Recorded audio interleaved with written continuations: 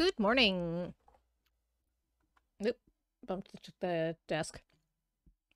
As always, took a little bit to get it completely reset up and angled, and it's slightly different every time for when I need to use my camera as a webcam. But we're here. We are currently listening to Space Hog, Resident Alien. Let's see where we are on our pattern. Let's get that pulled up here.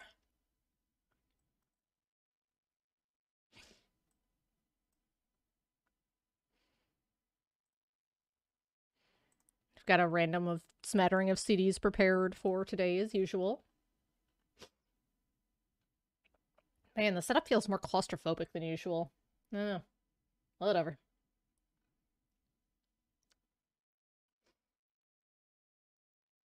Okay, I think where we were last time we had ended off doing these lines. I think we were going to continue this one, and then either fill out up here or down here, depending on what we're feeling. So let's find our color. Wedgwood Dark, 3842.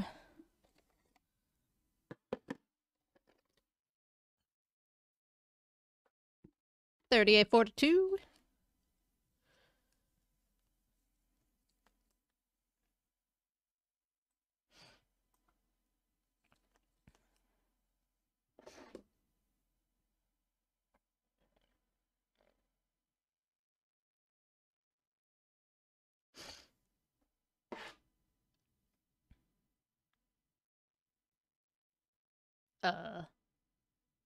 Music?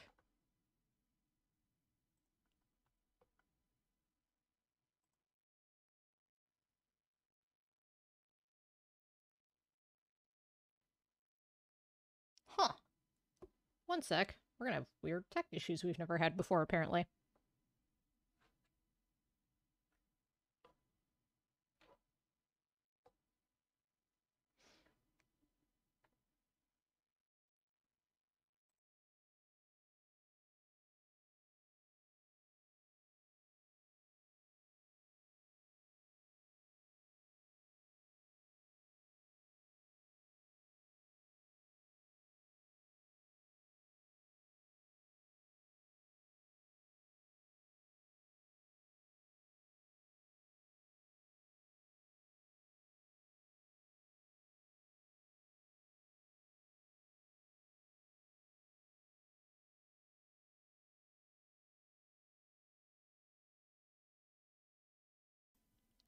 Well, that was weird.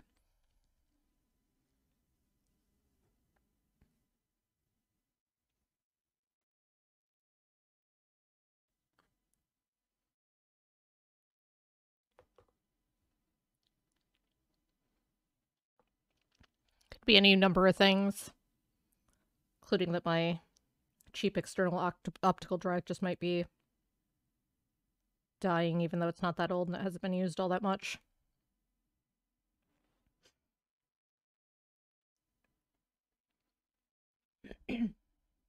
Pretty sure I got this CD very secondhand as well, so it's possible that there's a scratch on it or something that I didn't note about. I don't check because I don't have a cleaner in my house, so.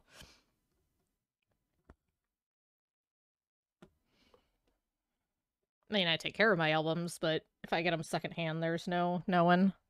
I mean, you know what I mean. You know what I'm getting at. I hope.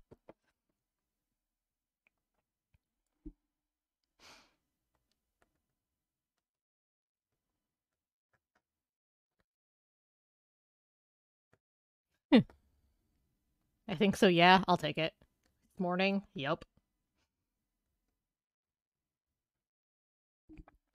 Accurate.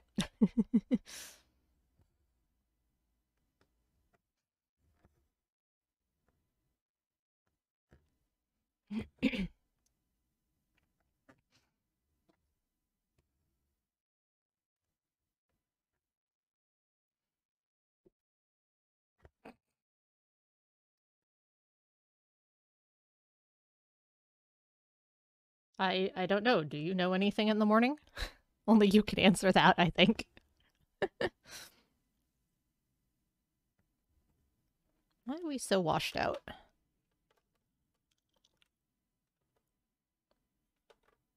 I don't feel like manually futzing with my camera settings without a permanent setup. That looks a little better. But then I can't see as well. All right, we're going to be slightly washed out. Oh, it's morning. How am I supposed to know? Touché.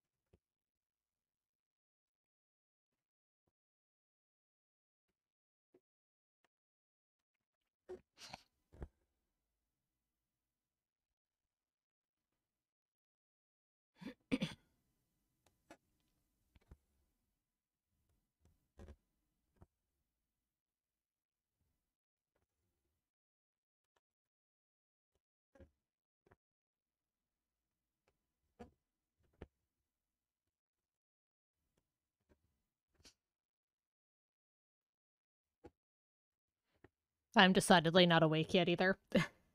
So don't mind me today. I think we're starting with a simple bit here. Just a straight line.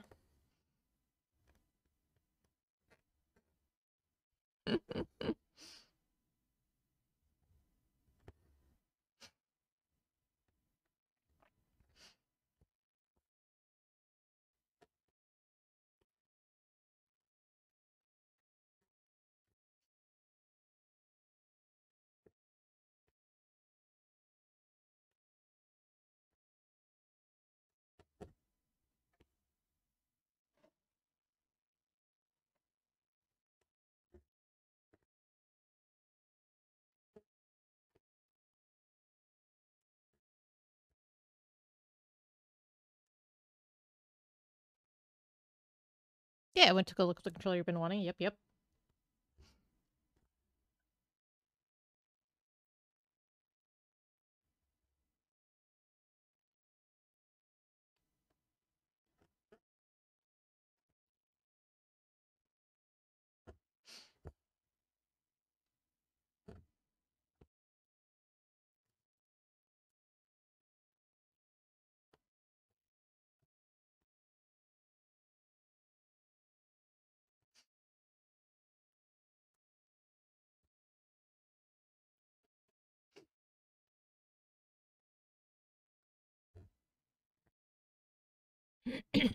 Best Buy used one excellent condition. Guess's return Christmas present knocked $10 off the price. Nice.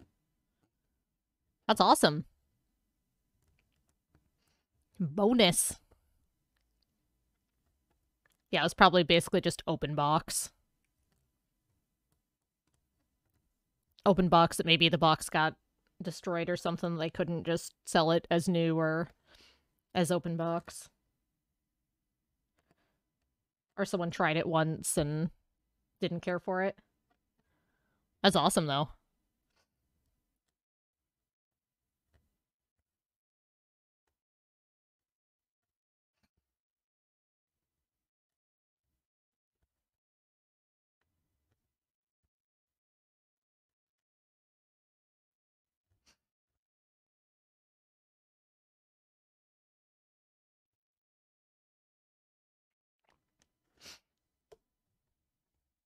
Had to wait a day to be able to paint was still there. Nice. Meant to be. Gotta love when that works out.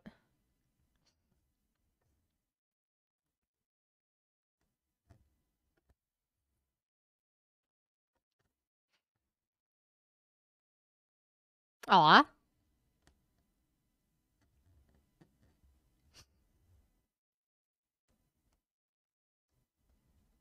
That's awesome.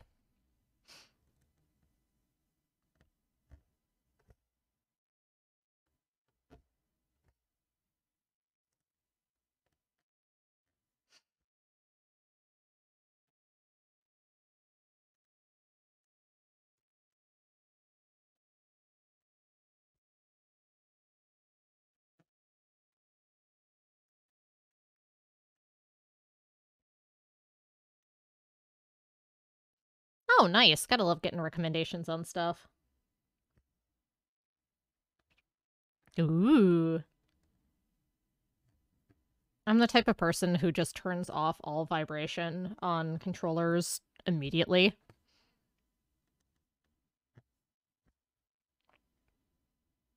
It comes from having a habit of, laying down and playing with the controller on my chest.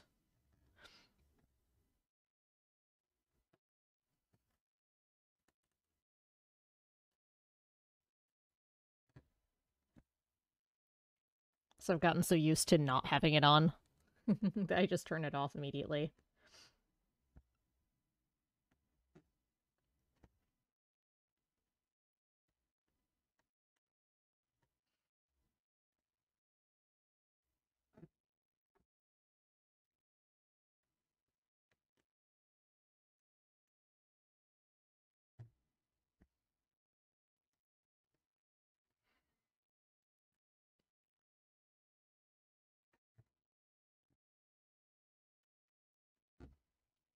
When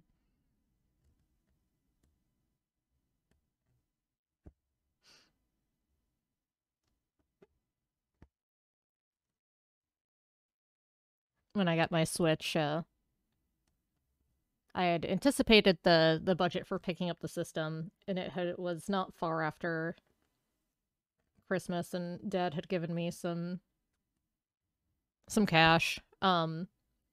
So I basically just picked up a Pro controller in a game I had my eye on to begin with.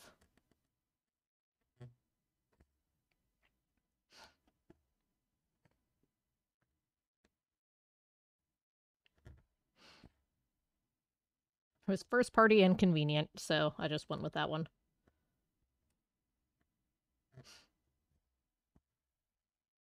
Yes, absolutely. And I happened to, so it was a, you know what? I'm just gonna do it and have it done.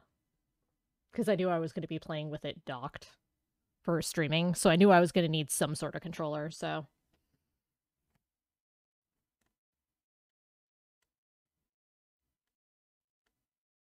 And I didn't want to use the Joy-Cons on the little plastic thing. Because that would probably not be as comfortable for a long period of time. Yeah. You have fewer options on a Switch Lite. But I mean, if you're would be primarily playing it handheld mode anyway, it's not a big deal for that. Because it's smaller, which is nice. It's a little heavy, and it's almost a little too big for in handheld mode sometimes for the OLED.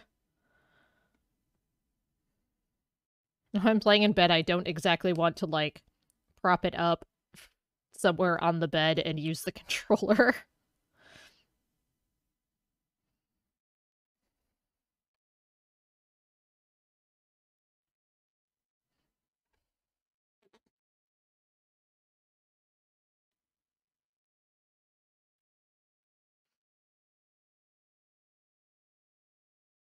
Does not have a kickstand. Um, I'm sure you can probably find a cheap one that someone's probably 3D printed one. Or get like a book stand or something. If you have one of those around. That might work. Or a music stand. When we first started Zooming with friends, I didn't have a webcam yet. And I didn't have a stand for my phone, so I totally just grabbed a music stand and propped the phone on it. It looked very silly, but it worked.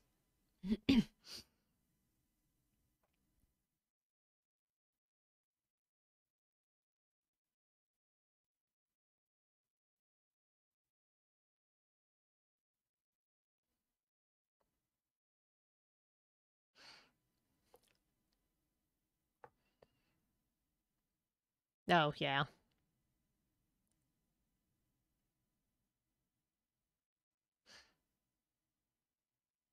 I still don't have a stand for my phone. When we went to playing Jackbox, I had to, host on the computer. Uh, I tried to do video with, basically I was in the Zoom call twice, once with my phone on mute for video, and then on my computer with just audio and screen sharing for Jackbox. I grabbed my big old bag of dice and propped my phone up against that. Which was great until it fell and made a huge clatter and startled everyone. It sort of worked.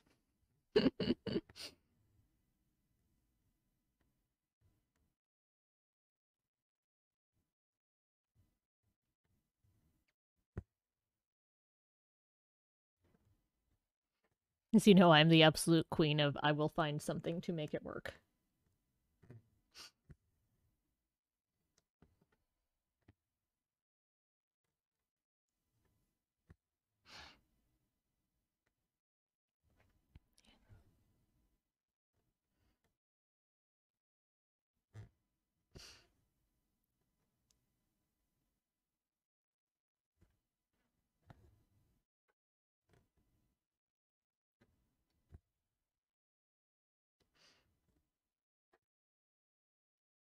Wireless and has a removable battery that's rechargeable. Nice.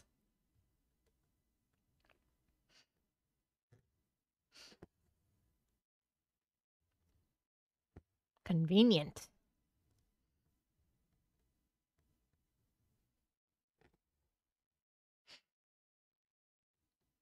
Oh, that's nice. I can take a standard battery in a pinch. Gives you more options. Less likely to get stuck. Or if the, when the battery pack eventually reaches its end of life, because they all have a limited lifespan. It's nice to know that it's not junked in that case. Nice!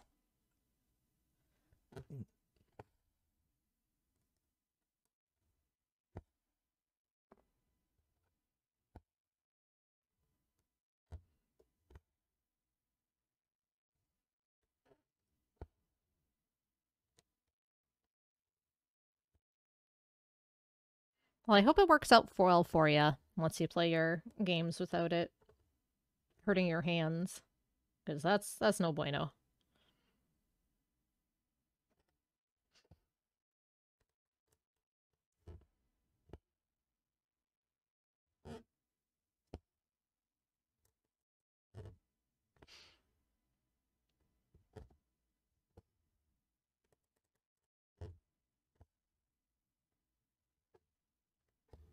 Hmm. Yeah, that's not good. Glad it's getting better, at least. Sounds like it's mostly better.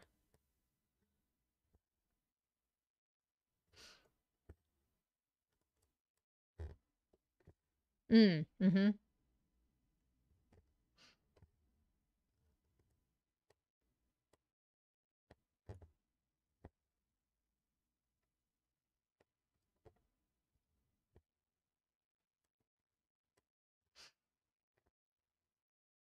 Mm.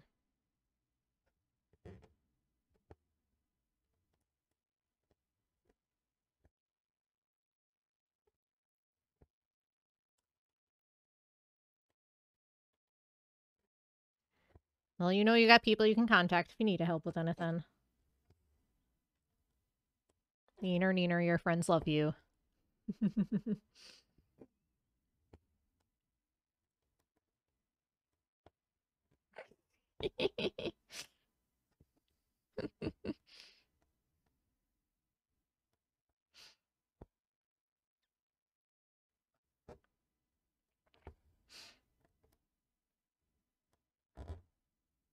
Oh, yeah. That's human nature.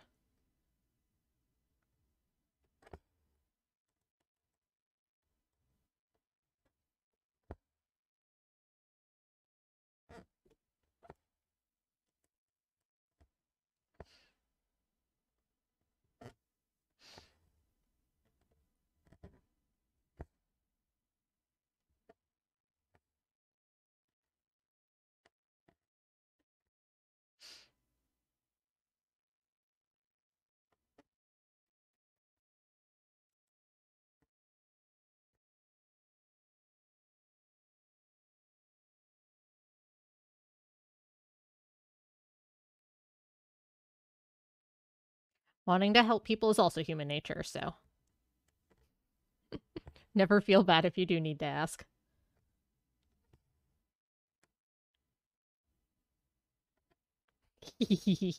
I'm just trying to help.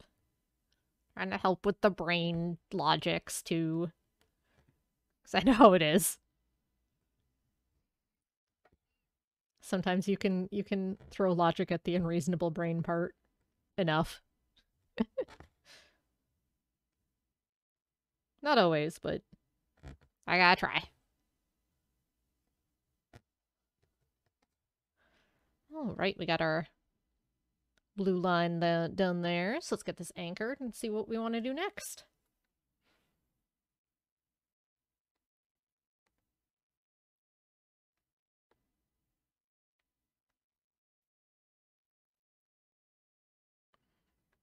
Now I'm a little more awake, so I think I can take on a slightly more complex bit than a straight line, perhaps successfully.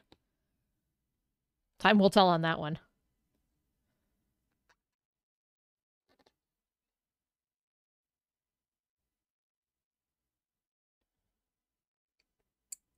Where scissors go? There scissors go.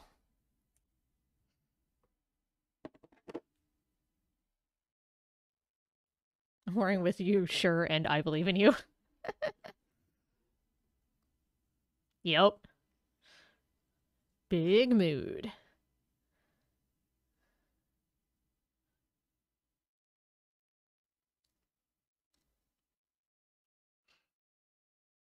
I wouldn't be fun as a snarky smartass friend if I couldn't take snarky smartass responses. That wouldn't be any fun at all.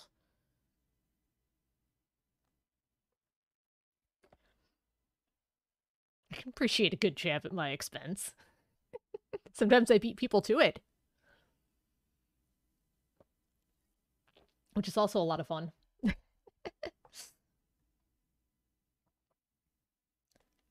Alrighty.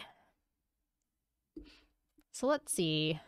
We want to fill in the top part of this emote here, or this bit up here, with some random logos and such.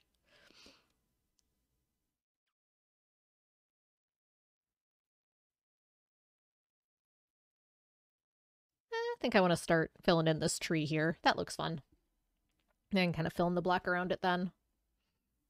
So I'm going to need emerald green medium.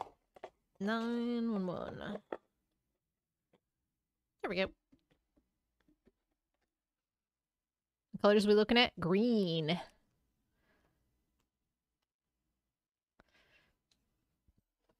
So this part here is going to be another Apollo emote. So it's going to be the same color palette as this section here. It's going to be the top part of another one of his adorable wolf emotes. With the name of the emote and then the top of the dog there. Then this is going to be a tree with a 7 in it. There's going to be a logo in this area in yellow. And then a symbol here that's going to be in gray, it looks like. It's all surrounded by black.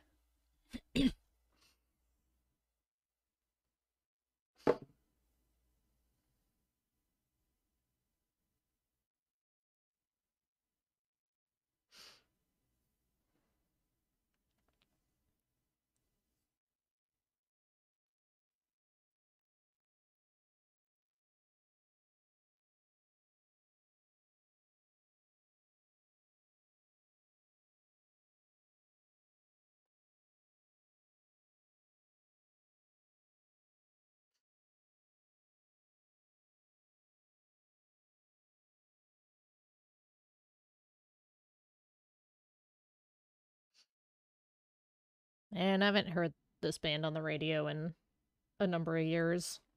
They had a couple hits.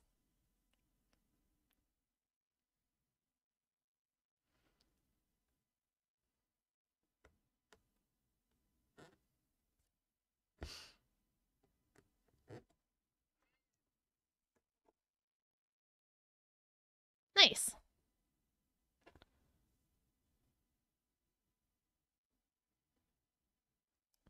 I think you will enjoy Persona 5.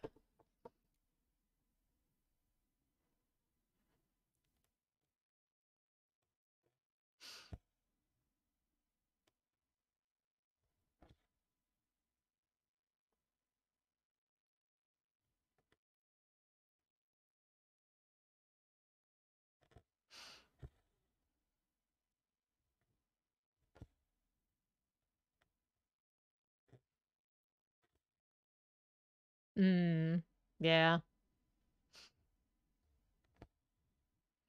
I might play P3 or P4 eventually on stream. We'll see. I've been kind of itching to sink my teeth into something bigger again.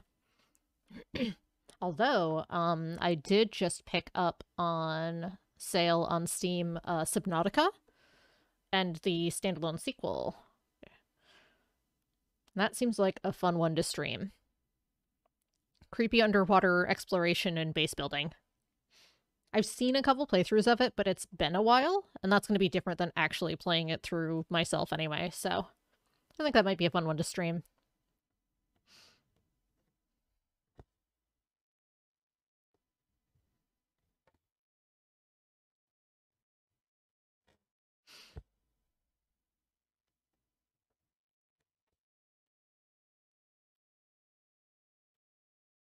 So that one's kind of on the short list of ones I want to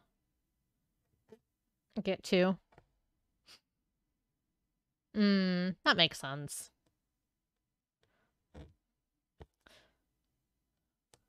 It's kind of why I keep the, why I dump all the VODs onto YouTube, so that if, I'm playing something like that, or it's storyline, if you miss something, you can, just catch it on the VOD. I've gotten into a pretty good rhythm for, getting those trimmed and rendered and uploaded.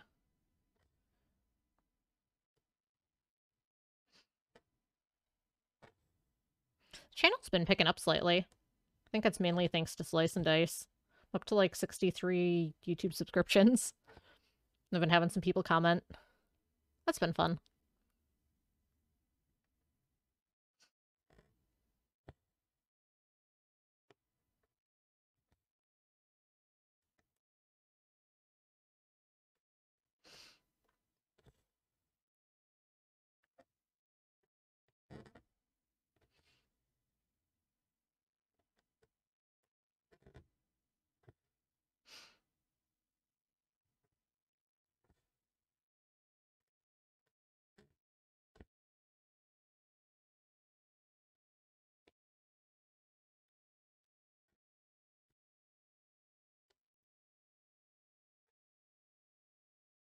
Filling in our little green tree.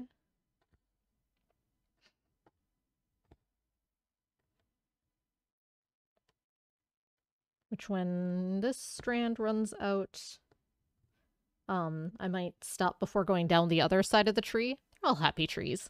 I might do the center 7 just to kind of give myself a reference point coming back down the other side.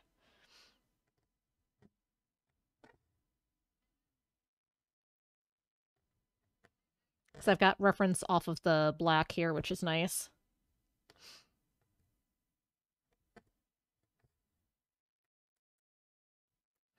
And I could count it out and do it without, but it's just nice to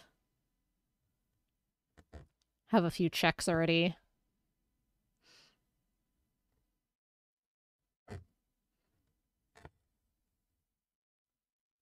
Whoa, I don't know what I did there. Hang on.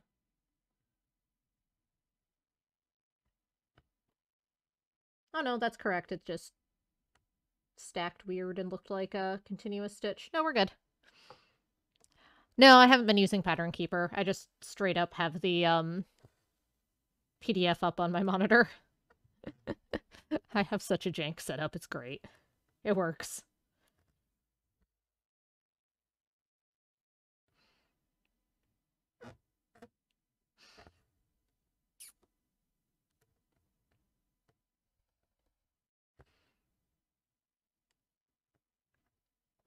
But I've got my my desk. I've got a shoebox on my desk. And I've got the whoops, sorry camera. PVC stand I bought PVC pipe and fitting for with Q-snap clips on it. So that it's high enough so the camera has a shot of focusing on the stitching. Because my camera is not ideal for close-up work like this. It's been doing okay. Not as good as I'd like. I've got a boom arm clamped on my desk over here. On this side for the camera, I've got my boom arm with my mic sort of jammed in here. I've got a light up here that's a desk lamp with the full spectrum lighting for good color, sort of angled. I've got my keyboard shoved up at the top of my desk and my mouse on the side here. And my Pokemon Elite Trainer box full of the colors of thread I need for the project.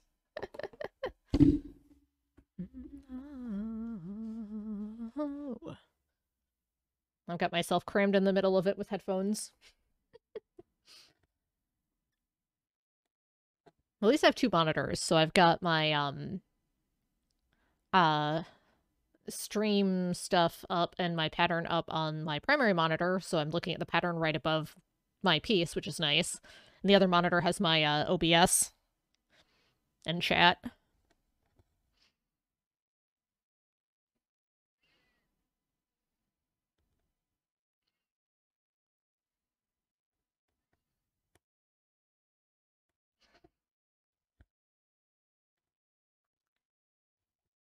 And I've got my optical drive.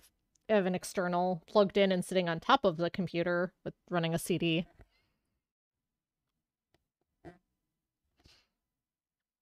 So I hope you enjoyed this peek into my wild desk setup that has gotten me this far into the project. Yeah, I heard people were having problems with the row getting cut off in Pattern Keeper.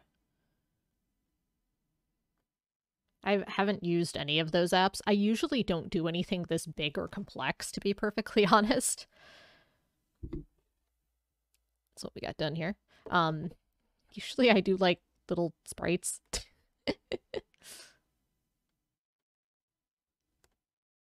But this was too neat of a project to not.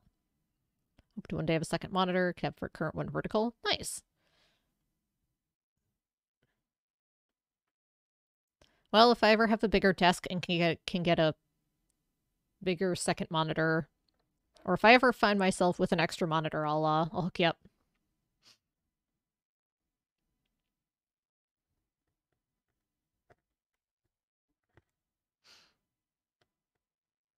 Or if I know anyone that has an extra one that works that they're getting rid of.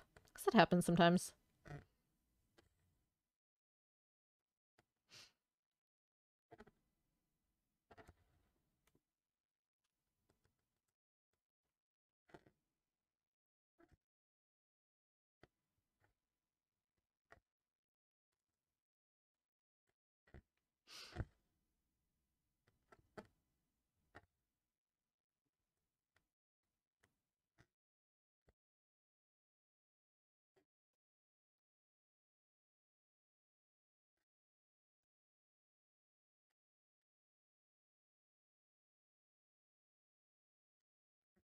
Alright, I'm going to pause a sec here and count this top stitch here to make sure that landed where it needs to. Perfect. Definitely a space for another one. Simply get some random stuff off the desk. Mood, except I definitely cannot fit a third monitor or a bigger monitor on this desk.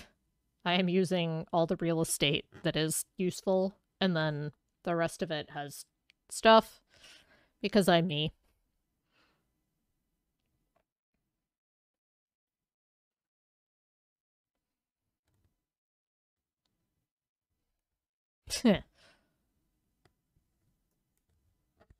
Spend a lot of time at this desk. It's going to accumulate things.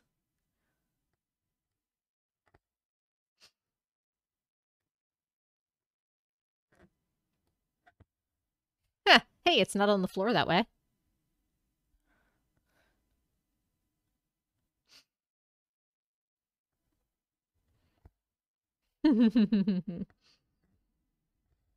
And it's somewhere where you'll see it and know where it is.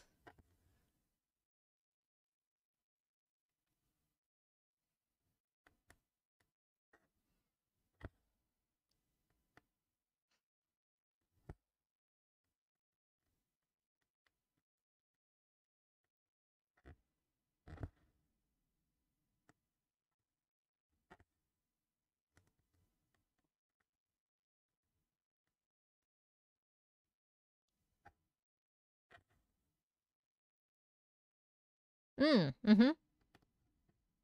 Seems like it would be convenient.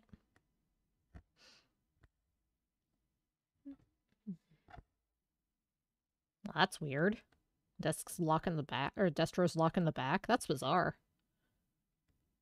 No idea what's up with that. Love the cozy vibes of this project. Well, thank you very much. I aim for cozy and chill around these parts. This is my square of the Reddit cross-stitch subreddit project to cross-stitch all of the Our Place project from this year. So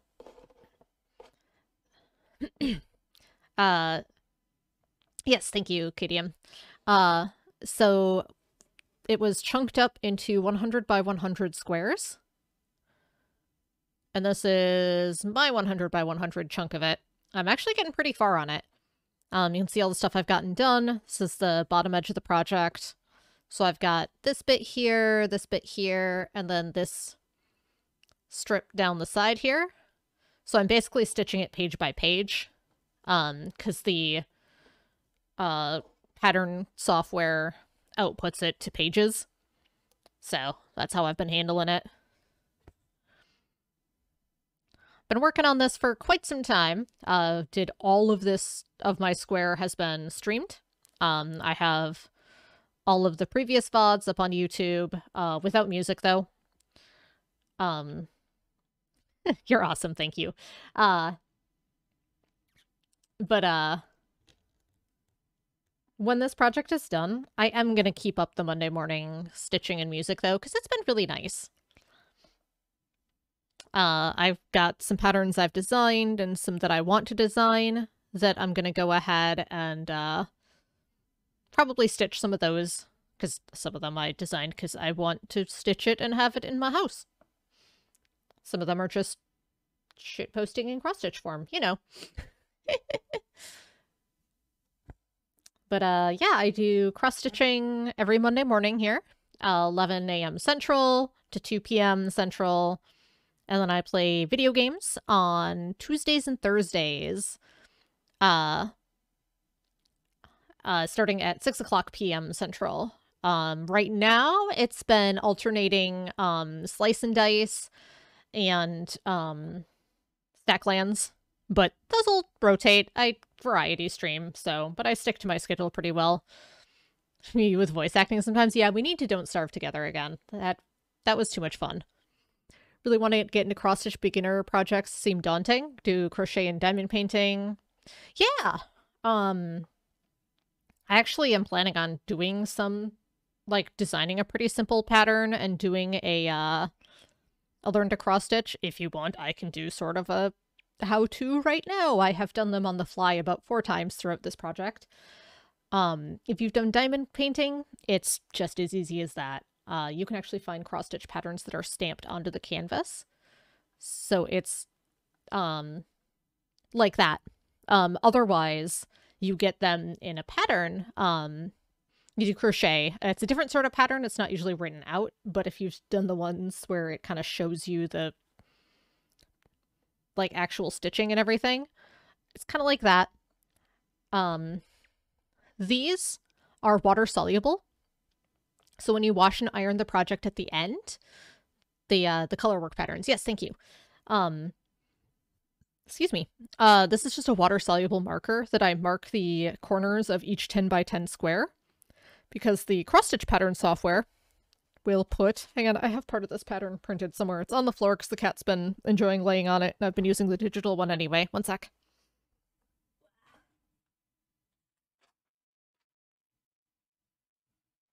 I haven't had the heart to pick them up and recycle them yet because he enjoys laying on them. So this is the section we're doing right now. This is the little tree we're stitching right here. So the boxes, it has lines and it tells you your numbers, so you can number it on the canvas as well. But it's a counted cross-stitch.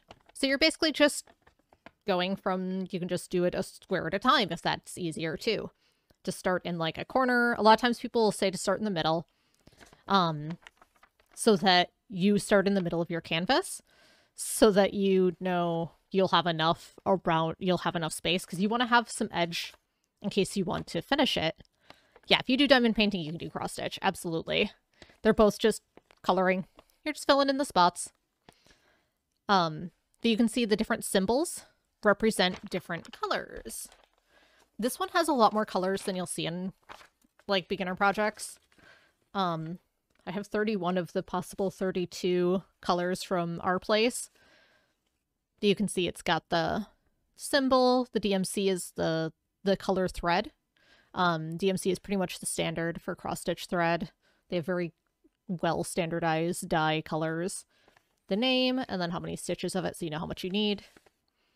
But yeah, when I switch color, I just cross-reference which thread I need for the symbol I want to stitch, and then just follow along on the pattern where those stitches go. When I start a new thread, I'll show you a cool trick for starting, which is super handy and is a life hack I've learned off the R cross-stitch subreddit.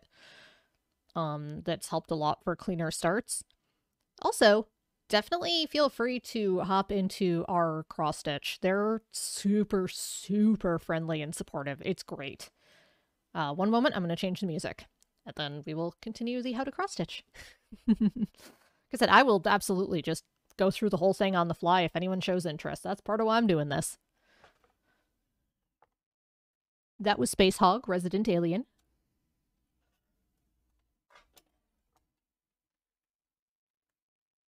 My, actual physical CD collection.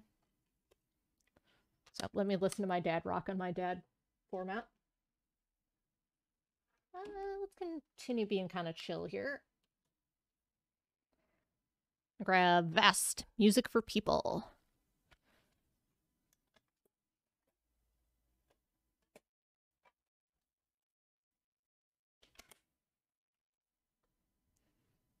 Yeah, I don't know if our cross-stitch has a subreddit or just the place one. I am not good at Reddit. Someday I'll maybe have one. Come on, optical drive, you can read this. I think my drive is dying, which is unfortunate because it's not that old. Sad computer cases don't have a, Did I say Reddit? Yeah, I meant Discord. I'm doing too many things at once.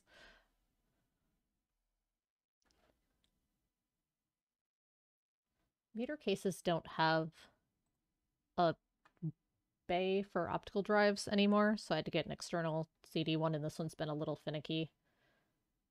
Oh, and I want to listen to Vast.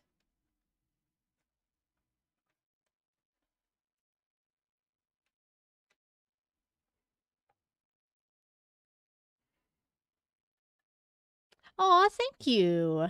I appreciate it. Lurking well doing the project, Ron being a real genuine vibe, great community, snaps for being a fab human. Aw, thank you so much. I aim to be just a nice place to hang out, and apparently we're not going to listen to Vast. I'm going to grab something else. But no, I want to kind of curate the kind of community I like hanging out with on Twitch, so kudos to everyone in chat and in the community for being chill and awesome. I appreciate all y'all.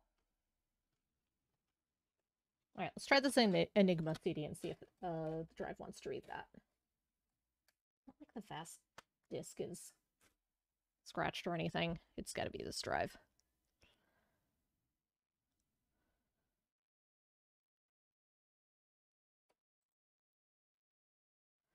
Yep, it's the drive. Okay, we're gonna go with what I have on my music library then today, while I troubleshoot and possibly replace this drive in the future. This is the first one I came to, so we're listening to, Beans. Although I didn't need it to... hang on.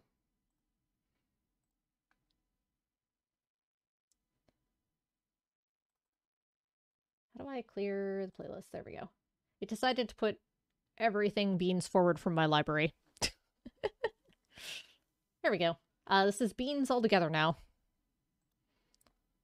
Let's get back to stitching here. Relax. Since we're talking about being chill and cozy, this felt like an appropriate song to pop on. Love to have you around. All right, there should be 5 stitches here. 1, 2. Perfect. And actually, I'm getting near the end of this piece, so I'm going to anchor this. I'm going to switch color. For people who care, here's the back. It's not the tidiest, it's not the worst. I don't stitch particularly efficiently or in a particularly tidy manner. As long as it looks good on the front, you're fine. Also, on this project specifically, if you're watching me stitch it, you will see me pull each and every mistake to fix, because this is an archival project and it needs to be accurate. Normally, I just go, whatever, and make it work. Oh, find it fun, do not get this with everyone. It's also a smaller cloth than I usually work on. This might not physically be the biggest piece I've worked on, but it's probably the most stitching, especially since it's full coverage.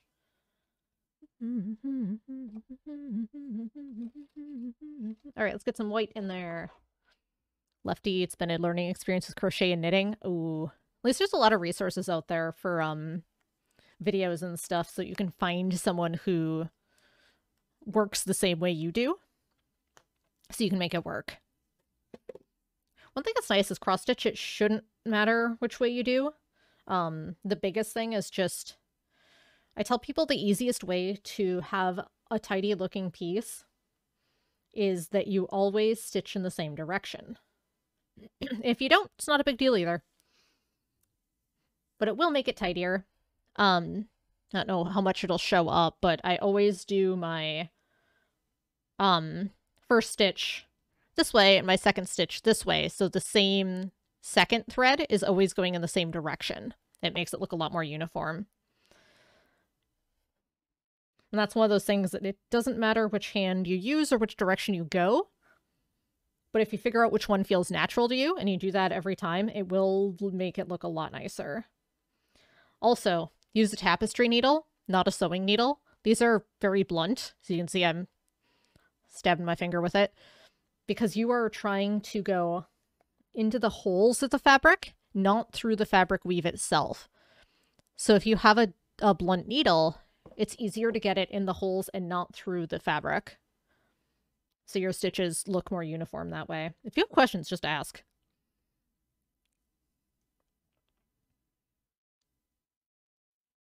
Oh, I'm switching to white. That's going to be hard to show off. Oh well, there's not a lot of white, and I'll be doing more green soon. White on white sucks. Oh, I was going to show you the loop start. So most cross-stitch patterns are 2-thread. So what I do is I take the floss comes in strands of 6. Hey. There we go. As you can see, I've used part of them already, but I separate out a single strand and gently pull it from the thread to get my piece of thread to work with. This uses embroidery floss. It's a little thicker than sewing thread. Each of them is also going to have 2 strands twisted. Those are not your strands that you're separating. Keep those together. But what we can do is called a loop start. So I took my piece of thread, I folded it in half. So I've got the loop on the end, and I've got both pieces of thread on the ends threaded through the needle this way. So we're doubled over to get our two strands. So what I do is I start my stitch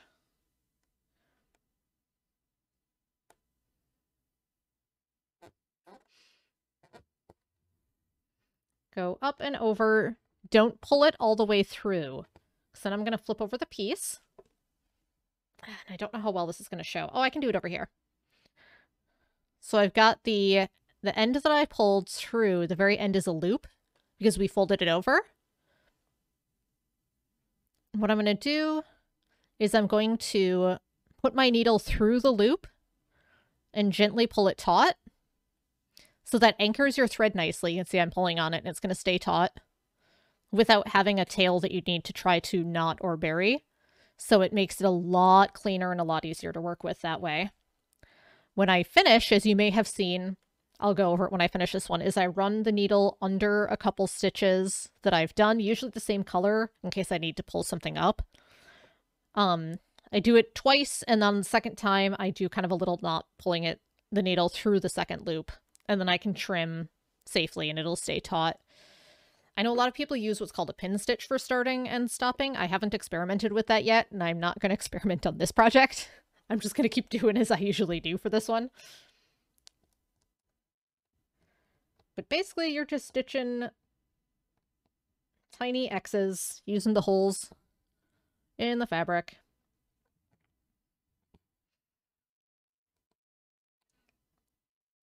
Wherever your symbol for your color is, you make a tiny X.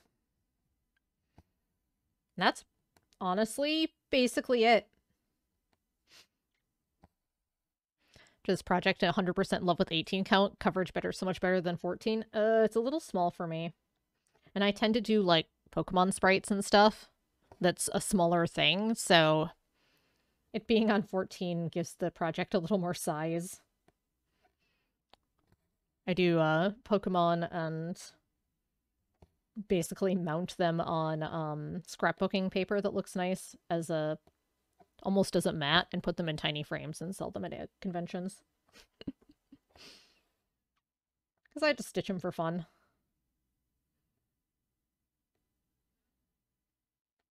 Michael's had a huge sale on the tiny frames and I bought a whole bunch of them, so I'm set there for quite a while. Or thrift store frames. The bigger projects, like for the house, there's a local framer that does amazing work that I absolutely trust to do conservation framing. So I just drop it off there and have them do it.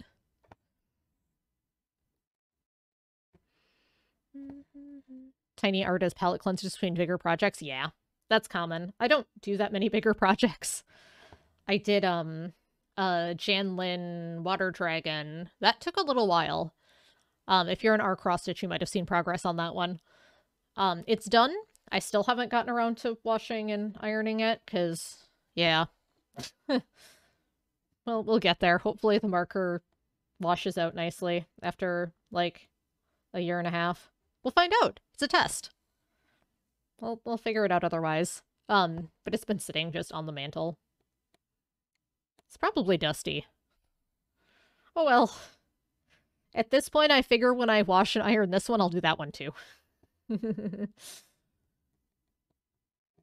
Have you inspired? Awesome! There's a ton of free patterns out there. You can get a bunch on Etsy, Gumroad, a bunch of different places. If you like Pokemon stitches, Mockingbird Stitching has a bunch of patterns.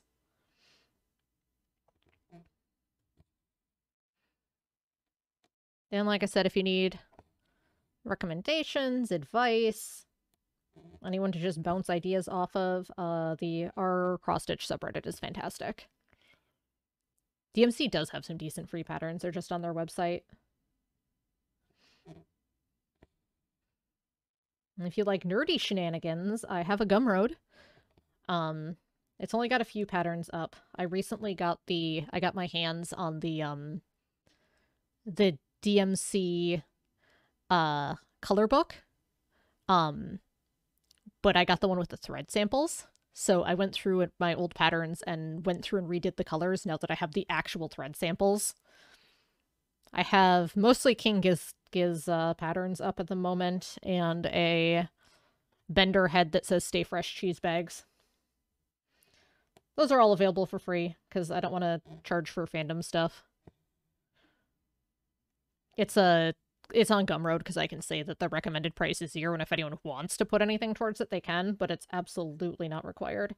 I'll have a !Gumroad command at some point, but it's hulyencrafts.gumroad.com, I want to say. That might work. Someone can try that and let me know. But I do have pattern making software, and then I go through manually and fix it up if I do it from a picture, or just pixel paint in it, basically. Alright, so this isn't really gonna show up. I'll show you again on the next color. Did that work? I hope that worked. Yeah! Consistency in my naming conventions helps me know what things are.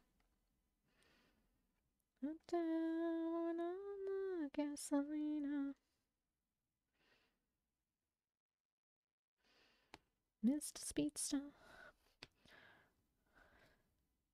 If you want a secret to finding my stuff, I tend to hashtag and username either as Hulyen or Hulyen Plays for my video game stuff.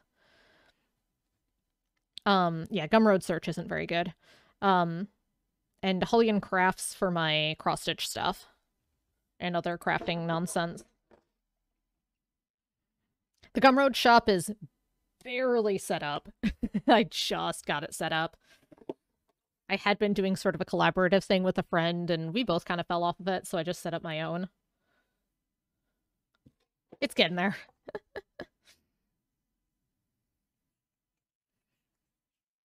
And hopefully I'll be able to put some stitched examples as I do these.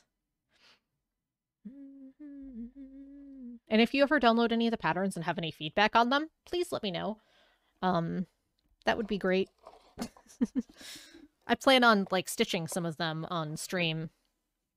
But anything, like colors, legibility of the pattern and symbols and stuff.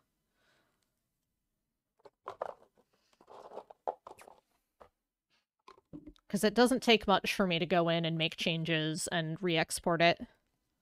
Alright, good old 310 black.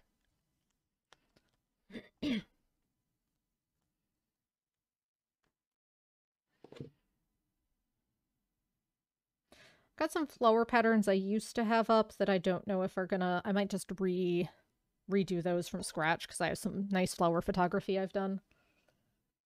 And haven't figured out exactly how I want to do that. I did some experimentation with it and wasn't totally happy with it, so I'll probably redo that. I want to do a Darkest Dungeon pattern for the house.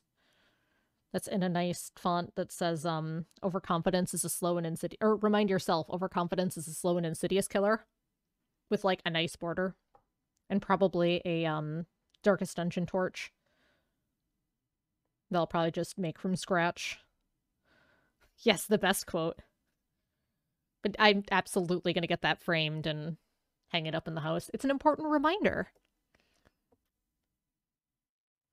I'll keep an eye, because that's one that I'm going to make, and then I'll absolutely stitch that one on camera, because I absolutely want to stitch that one for the house.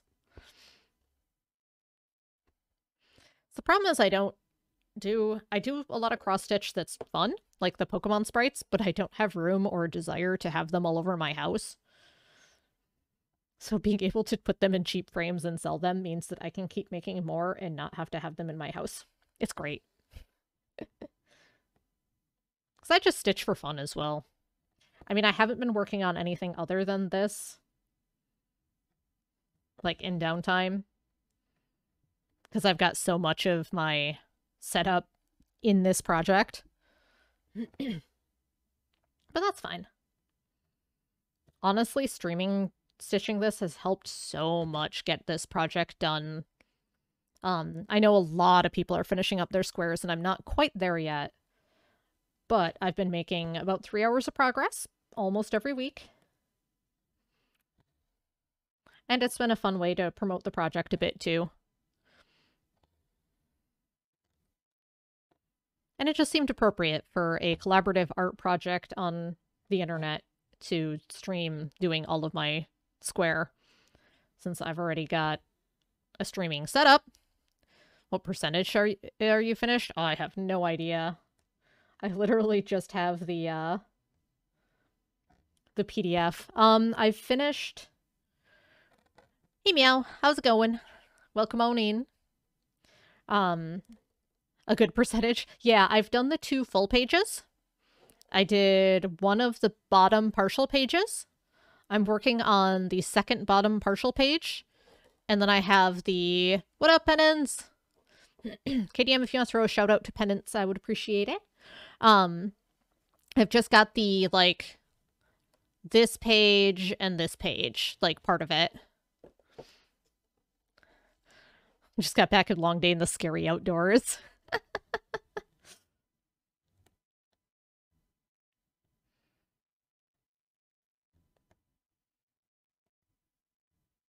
Penance RPG is awesome. It's a group of people doing tabletop role-playing and playing cooperative games that are weird. Mainly thinking of Barotrauma. That was a very bizarre underwater sub-game. And then it's also Nikolai streaming indie horror stuff off of Steam of variable quality. It's a lot of fun. They have way more cat cam than I do because one of their cats is very loud and attention needy, and also Nikolai has a webcam usually up, so it's a lot easier. Well, hopefully I'll have more cat cam.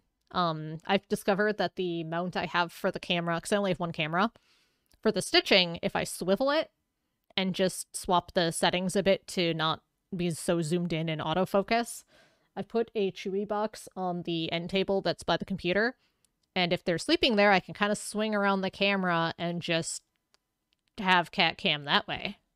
So we've been having it a little more frequently, which is nice. Right now they're sleeping in various places in the house. I think Solare's still in bed. Wash is probably on the cat tower, being king of the cat tower in the living room.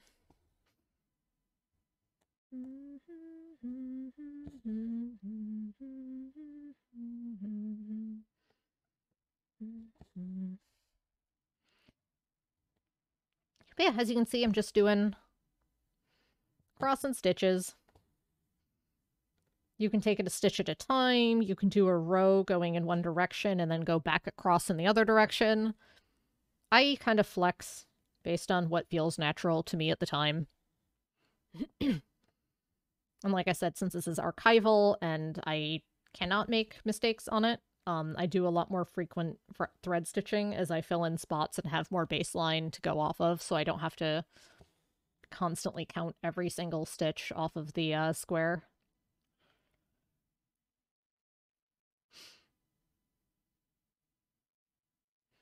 I've got some black left. I suppose I could just hop up a bit and start filling in up here while I've got the thread. I try not to carry the thread too far, but whatever. That's a short enough distance that I'm comfortable with it, because it'll leave... You can see here, it'll leave this here. So I'll do my best when I anchor thread to kind of tie that down a little bit too, just to make sure that it stays secure.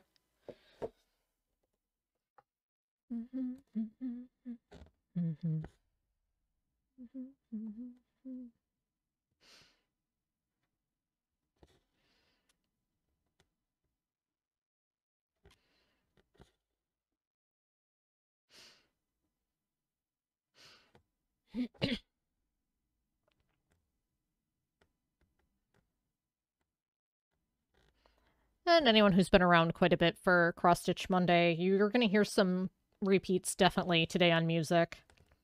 Because at the moment, I am at whatever I have from Bandcamp downloaded. Because I think my optical drive died. I'll play around with it and see if I can revive it and figure out what's going on, but I think it might just be dead. It's just not reading discs.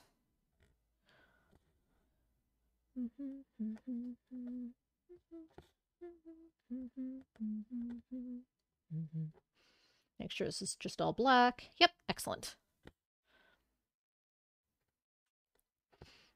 It can't be true.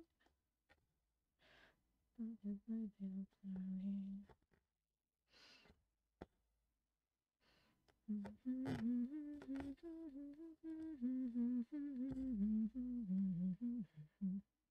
seem to get it right.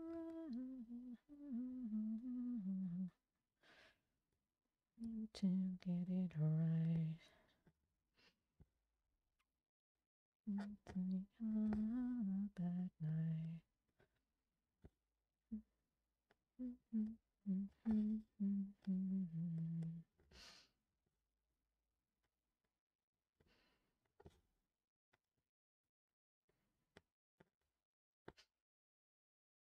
The only time it actually matters, how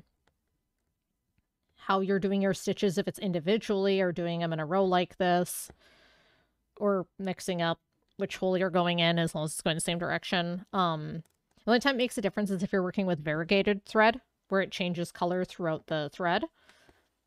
Because it will stripe or flow differently based on how you do that, which looks cool either way. But it's just if you want a specific look for it, then you may have to stitch in a specific way. Suddenly super tempted to make an old school Pokemon sprite of Melly. You do it and I'll stitch it.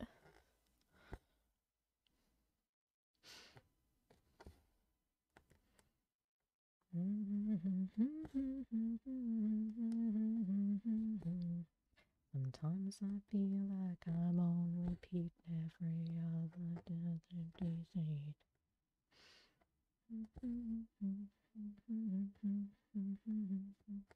rain round and round, and days up and days down. Oh, whatever. Like I said, you make it, I'll stitch it. Stitching sprites is super easy because they're already a pattern. That's why they're very, very common to cross-stitch. It's just picking colors, basically.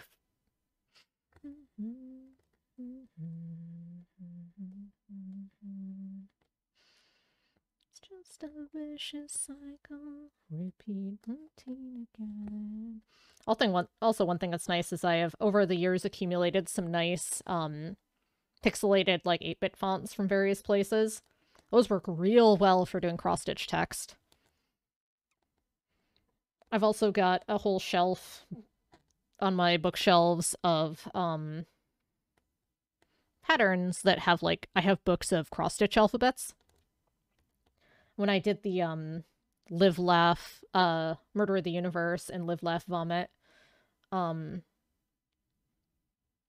the Live, Laugh part was actually 2 different fonts that, or, yeah, fonts, basically.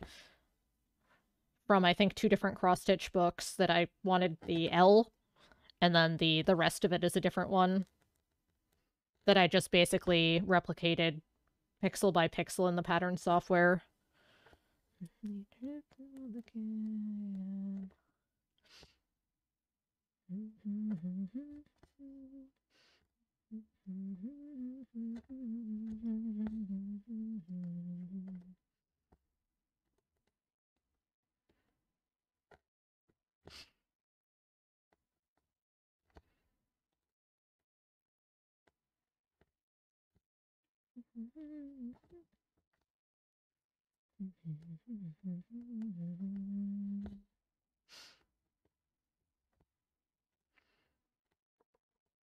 I've got some really nice vintage florals and patterns and stuff from Tom Chalky that have commercial use licenses baked in. That I might do some just fun shitpost patterns with. See how well I can convert some of that stuff to a cross-stitch pattern.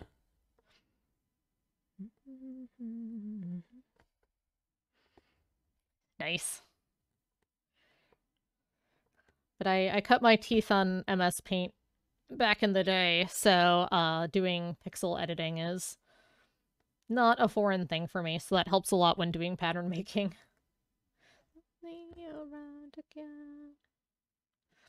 Also, I have a good eye for color, so having the actual thread booklet makes it so I can do some very nice color work and make sure that it's to my standards.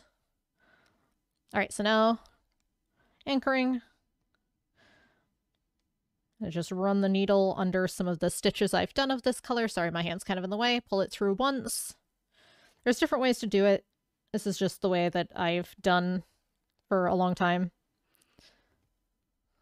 Pull it partway through. Pull my needle through the loop to make a knot. Oops, my needle's going to fall off the thread, which is fine because we're finished anyway. Then pull it tight. And trim, so that way I can have short tails. Ta-da! Sorry, bonked the mic with my stand there. So now you can see the drop shadow on the 7 that we had stitched earlier.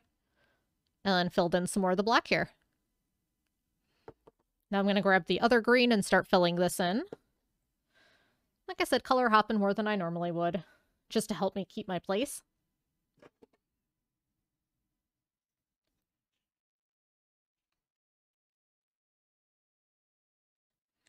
And I'm sure KDM is being entertained by how much more awake I am just after an hour of stitching. Go from waking up, doing a straight line, and less rambly. Okay, we need Nile Green Medium, 913.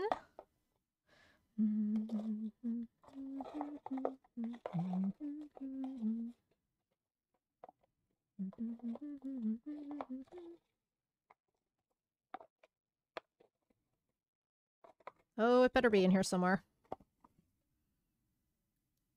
Or it's over by where the box tipped over a while ago, and I thought I found all the bobbins, but maybe not.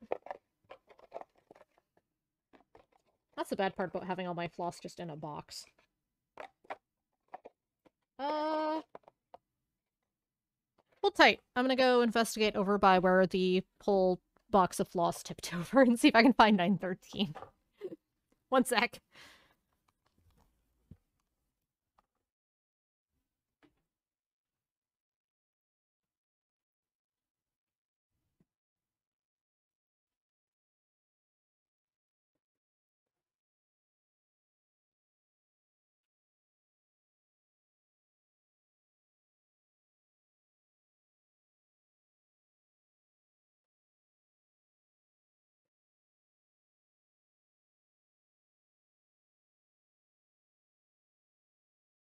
Well, it's not 913, but I found a different one that had tipped out that I hadn't recovered yet, so that's good. That's good. Put it back.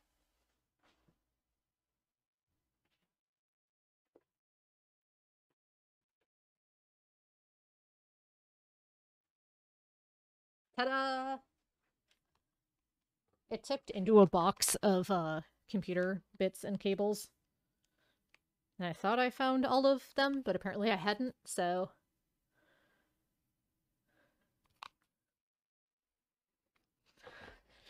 I'm a crafter with ADHD. My stuff is everywhere.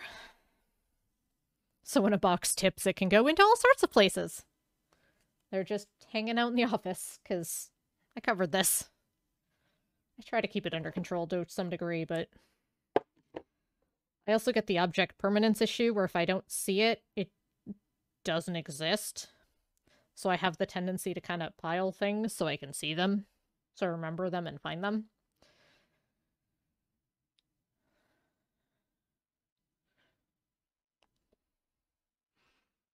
I have a label maker and some storage bins. I just need to finish getting stuff labeled and give it a home. So I can at least look at the labels and see exactly what's in there. It feels like a good strategy once I can finish getting it set up. It's helped with some of the stuff. Like, I got all the yarn binned. And then gave a bunch of it away to friends and coworkers that were doing projects because I don't really crochet much anymore. I've also gotten way better at curbing my ADHD crafting tendencies of try a thing, fall in love with the thing, immediately buy way too much stuff, and then fall off of doing the thing. I've been managing to keep it a little more subdued with bare minimum supplies long enough to see if it's something I'm actually going to stick with. Although, to be fair, I did crochet for quite a while. Point still stands.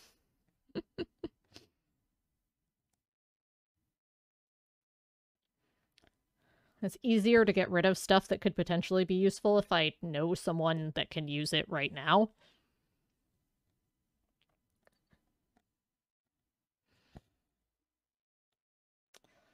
It also comes from, like, in college, not having as much disposable income, so if I wanted to do a thing, I basically, to be able to get some of the supplies, I would have to, like, find them on clearance and buy them right then and there.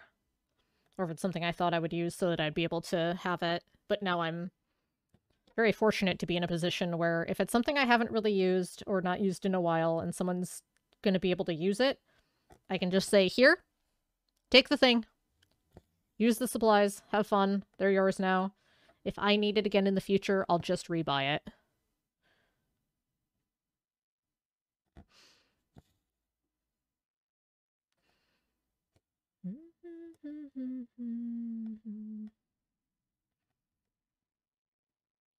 I feel very fortunate to be in that position, but it has helped me de-stash and cut down on the amount of just stuff I have around. Security. It's also a lot easier to give it to someone who's like, oh, I'm going to use the thing. I might use the thing. Perfect, here. As opposed to looking at it and going, well, I could donate it or try to sell it, but what if I need it? It's like, nope, nope, person needs it now. Make it gone. Here you go.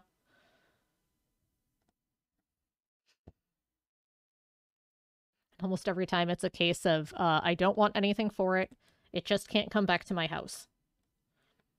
The payment is you taking a thing out of my house and it not coming back.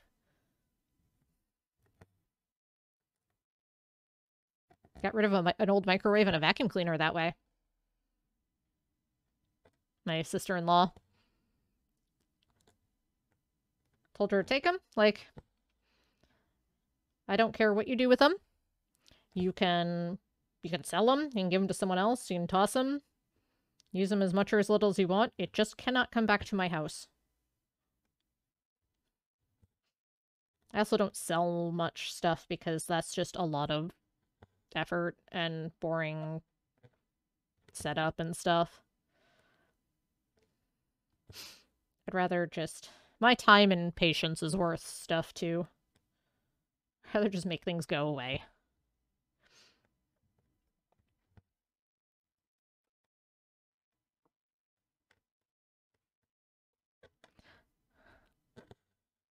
I also tend to use a lot of stuff well past its lifespan. And to the point where I probably should have gotten rid of it and replaced it before then. So a lot of times, stuff is well and truly done if it's something I use a lot. Let's grab another album here. Like, I had a airbook before I had a tablet, that I had gotten that was a former work airbook that had, gotten Linux forced onto it. It was good for just internet browsing and stuff. But it did get to the point where... Let's listen to some Giz. Let's listen to Changes. And then it looks like it's gonna drop into something else. I'll just... hang on. Why you do this? There we go. But it got to the point where the hinge was breaking that I had looked at it and went, well, it still works. Screwdriver and some duct tape and I can get some more use out of it. And Scott basically looked at me and went, or you could buy a tablet. Like, I could. I ended up buying a tablet and recycling the airbook because it was of no actual use to anyone at that point. And actually, that tablet I replaced it with, I just recently replaced because, it still works. I use it for cross-stitch patterns. But I also used it to watch video on. It aged out of the Android YouTube app and no longer would play off of the app. I had to open a browser window on it.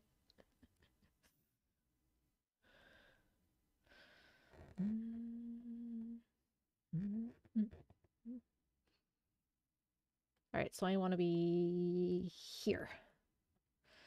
Watch a Let's Play original Diamond, take a screenshot. Oh yeah, that makes sense. Otherwise, if you find a wiki for Diamond and Pearl with the sprites on it, should be pretty easy to, because those should all just be the official ones too.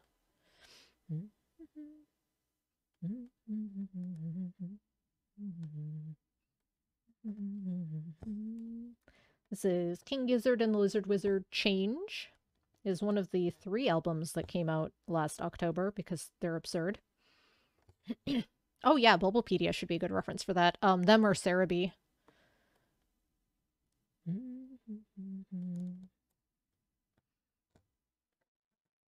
But this is one of my favorite bands. They're incredibly prolific and genre hop. Like no one's business.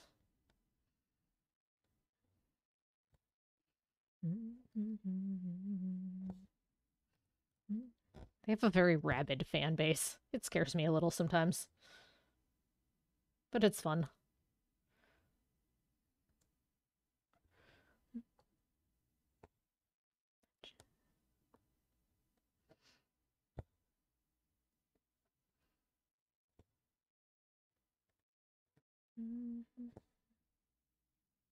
Yeah. That's fair. Yeah, it's important to find a resource that works with you and works for you.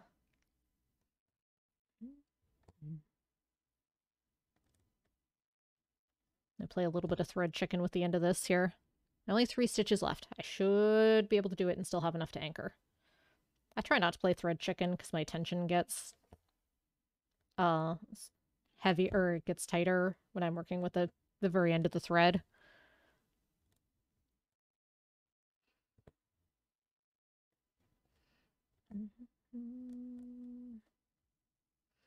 Thread chicken is absolutely, can I get to the end of the stitches I need to do with this piece of thread, or how close to the end of the thread can I get?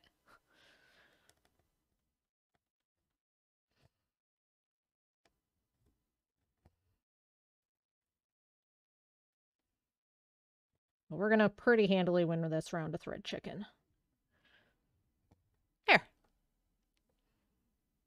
Got the light green in there, so I'm going to go back with the slightly darker green and fill in the rest of the tree here. Out of here for today. Thanks for the advice. Well, thanks for hanging out. I appreciate it. Have a wonderful day.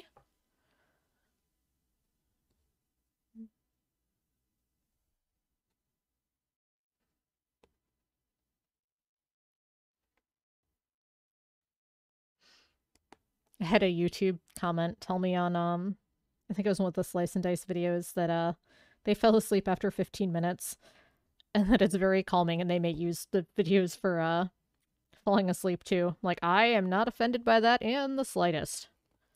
Means I'm doing a good job at being chill. Though I did have people tell me they were able to fall asleep to Darkest Dungeon videos, so, you know, if I'm playing Darkest Dungeon in that chill, that's probably a good sign.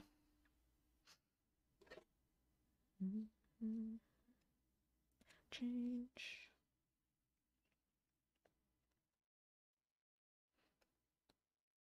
Change. Alright, back to 9:11. Fall asleep multiple times watching you stream. Well, good. Glad I can provide a cozy, safe feeling place.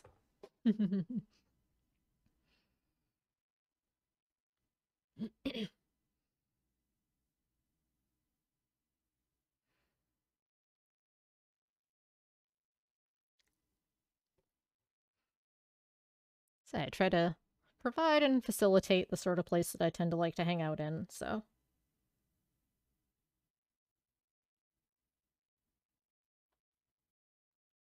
I'm very much a have Twitch up on second, or YouTube up on second monitor while I play games person. Oops. Ah! Sorry, I keep hitting the mic. Heard a streamer once say that they aspire to be excellent second monitor content, and I felt that in my soul. Is this what we consider changing? Is this what we consider changing?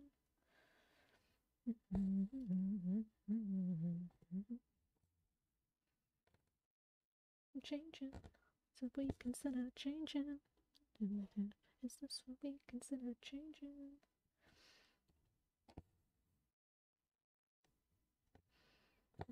Consider changing.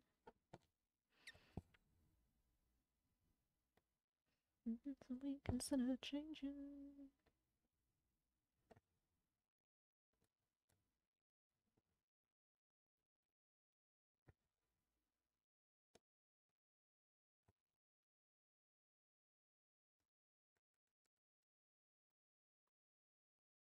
Do a quick count just to make sure we're where we want to be. Stuff like this, it's kind of nice to just check on the like extreme points that are very easy to count. New here, those Among Us characters? Yes, so I have some very obvious Among Us dudes. There were a lot of hidden ones in our place. So I've got these ones that don't really count because they're real. I have one hidden one that I found. Right up here, this little guy. He's pretty well hidden in there. But that's literally the only hidden one I've found. I don't think I have any other ones in my square. Here, I'll give you a tour of the whole square here. And then I've got this bit here, and this stripe up here, because that's how the pagination fell.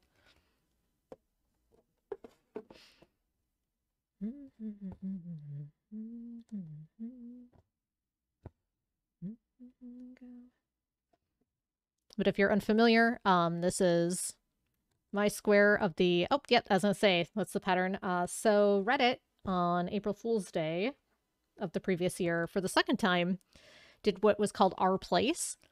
It was a big, empty white canvas of squares, and every 2 minutes you can click on a square and change its color.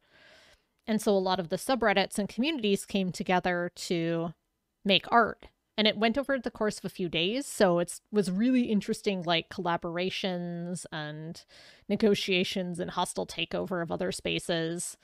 But the cross-stitch subreddit looked at it and went, well, that's basically already a cross-stitch pattern.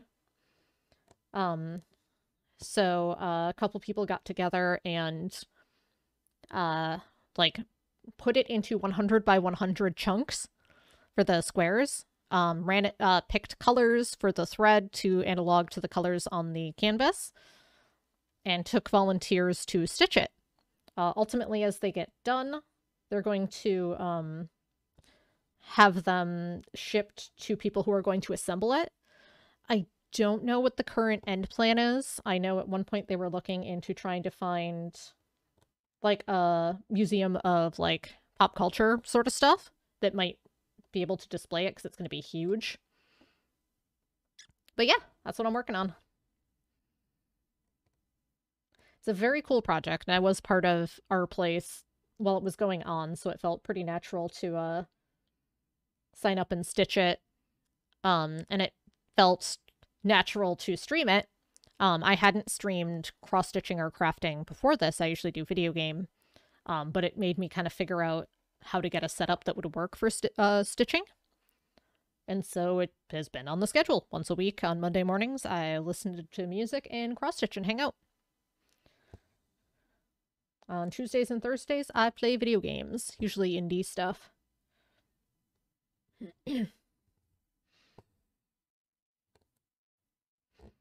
I have the most jank setup. It's hilarious. This is a stand that I made out of... I found the pattern online. It's just PVC pipes cut with the angles. I'd like to find a way to do a flush fit so I don't have this problem where it goes over the corners like that. I'll research that after I finish this project and go into another one. But it also cost me like maybe $10 in supplies, so... But I have it sitting on an old shoebox because it wasn't quite high enough. I would have had to have the camera so far down it would have been like really in my way. I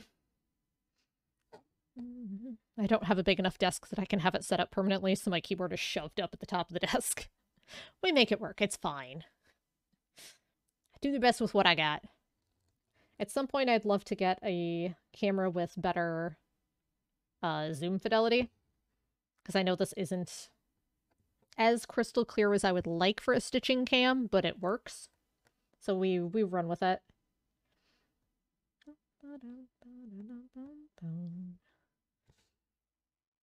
If you're interested to see the other videos, I have yeah, thanks. I was just about to do the VOD thing. You know my routines far too well. So say if you want to see the other videos or any of my video game stuff, I do put all my VODs, pretty much all my VODs on YouTube. It's not heavily edited. I just trim the beginning end and breaks, and if I have internet issues in between, I squish them together a little tidier. And for the stitching, it's going to be a little awkward because I don't have the music on it. The music that I'm playing does not save to the VOD track, and so doesn't go on YouTube.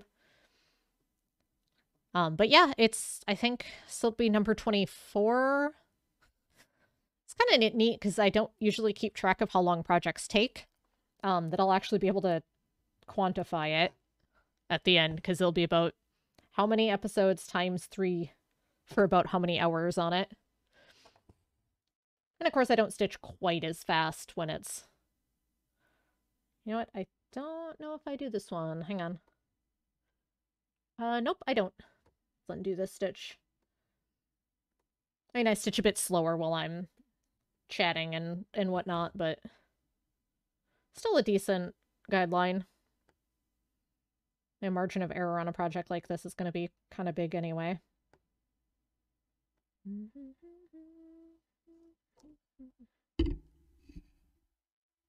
There we go.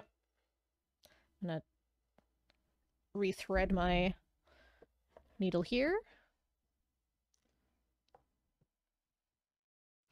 There's a lot of tools if you have problems threading it. There's a lot of different needle threaders. There's the traditional, really chintzy one that will pull apart on you, but works pretty well. There's some, like, little hook ones. I just do it by eye, mainly because that's another piece of equipment that I would lose. Whatever you don't say, whatever you say to me, won't change me. The song is great. Okay, I think I'm done with this tree, but I'm gonna take a look. No, I have an extra stitch. Boo. Yeah, okay. So I need to pull this stitch, so I'm gonna have to undo some work here. Like I said, normally I'd just make it work, but it's archival, so I have to be accurate. Yeah, it's this one right here, because if otherwise it all works properly without this extra stitch. I think that was near the end of what I was stitching. I think I started at the bottom and worked my way up. We'll find out. I might pull that offline, because that might take a lot of redoing as well, depending on where it was. But for now, I'm going to anchor this one. I try not to do too much of the pulling and redoing on camera. I haven't had too many big mistakes that I haven't caught right away, which is nice. Except for that section near the beginning that I did completely with the wrong color. That was awkward. I'm not like dancing. Oh, I'm not like dancing. Whatever you say. Whatever you don't say. Whatever you say to me. You're stroking. I love it. All right, I'm going to take a quick peek to see how easy that is going to be to undo, and if I want to do that quick here or offline. Oh, I feel like dancing.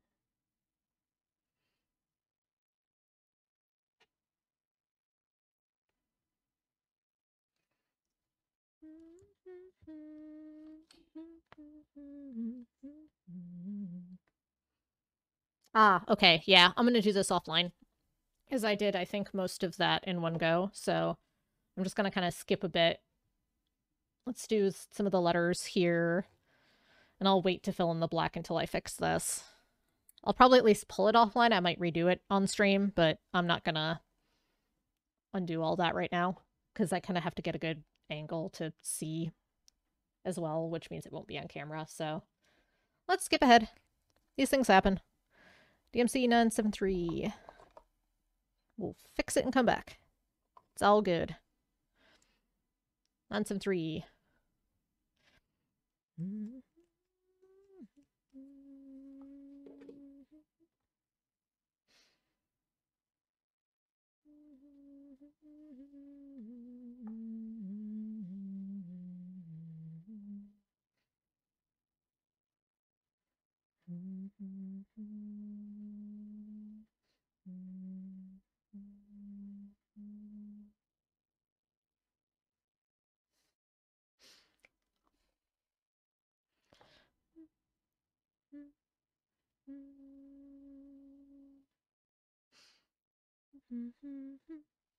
Like you picked character to work from? Nice.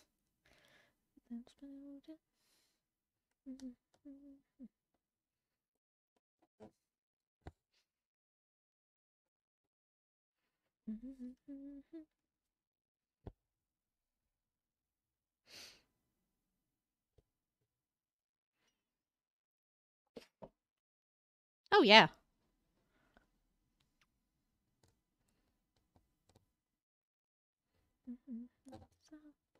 Strong time.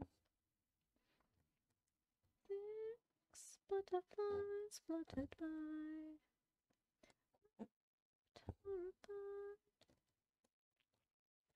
Tranquilus, I need you to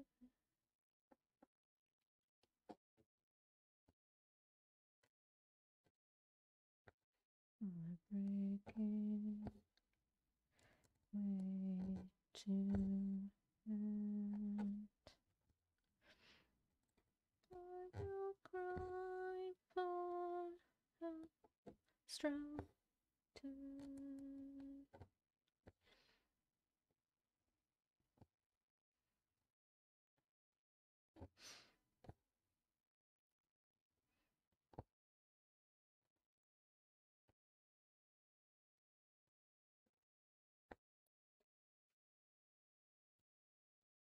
There we go. Make sure there wasn't a knot. Nope, we're good. I can usually feel when they're catching on the other side. Strong to. Butterflies fluttered by.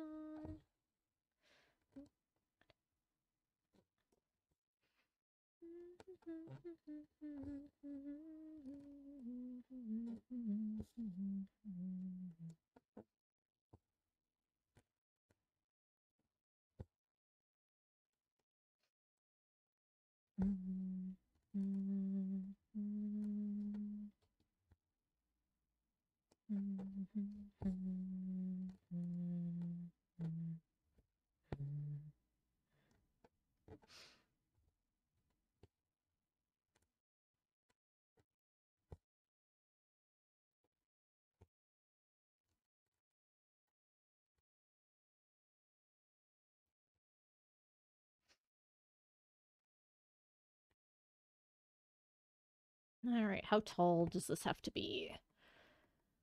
1, 2, 3, 4, 5, 6. One more. Yeah. All right. Should be same level as. Perfect. It's nice to check in, make sure I am where I think I am.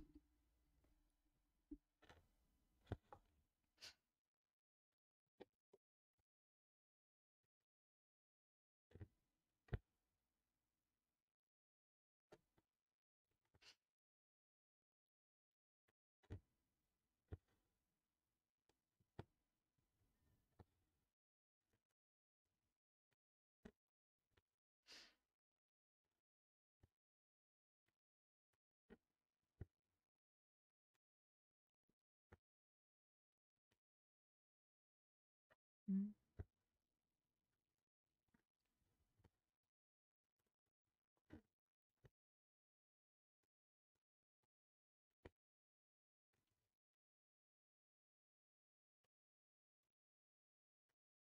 All right, one more here, and then we leave a gap.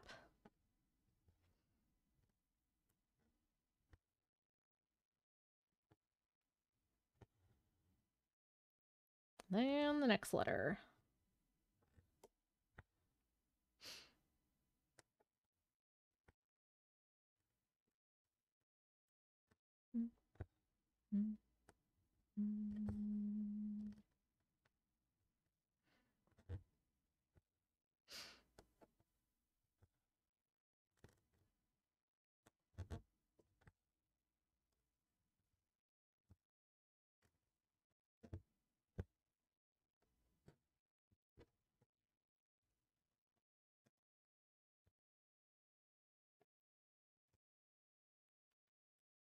At least we're making some good progress today, even if I have to undo some of it.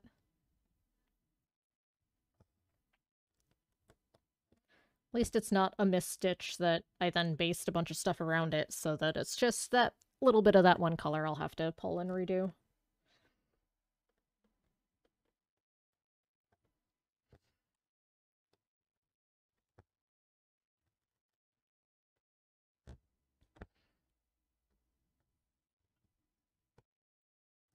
That's when you get to find out how secure your starts and ends are when you have to pull a stitch.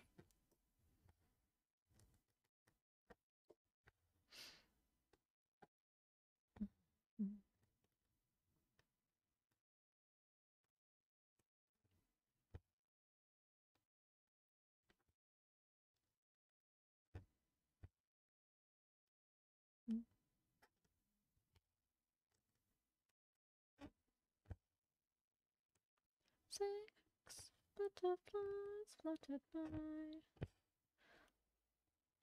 horrified by just touch from chrysalis. I know I knew to do my business. This is where I will die.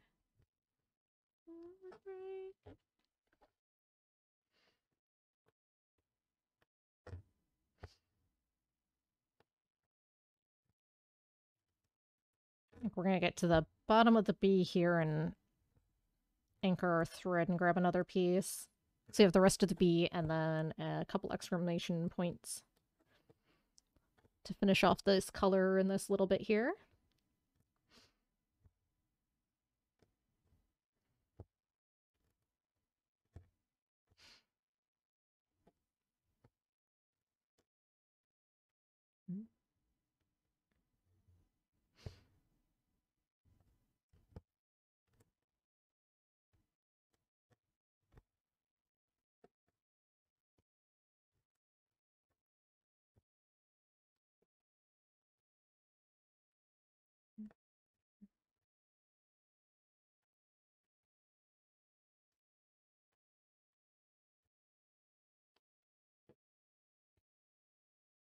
All right, let's get that anchored. Grab another piece of yellow and keep working on that little bit there.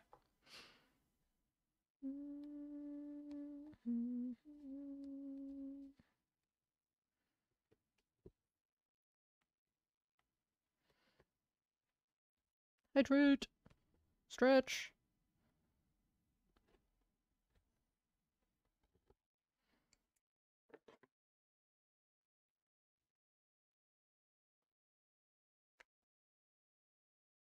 Stretch and hydrate.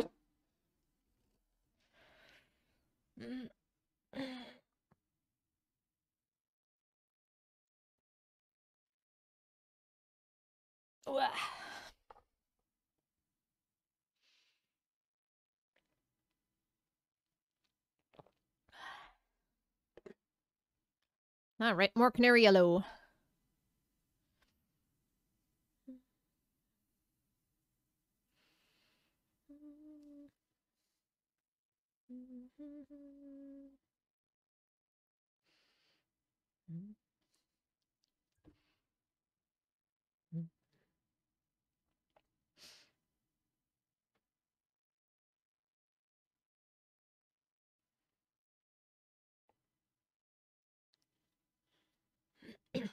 All right. Let's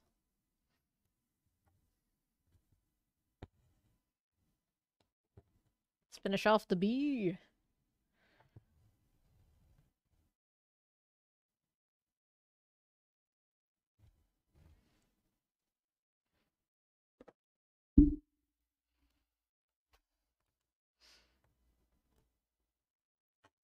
Check something real quick here.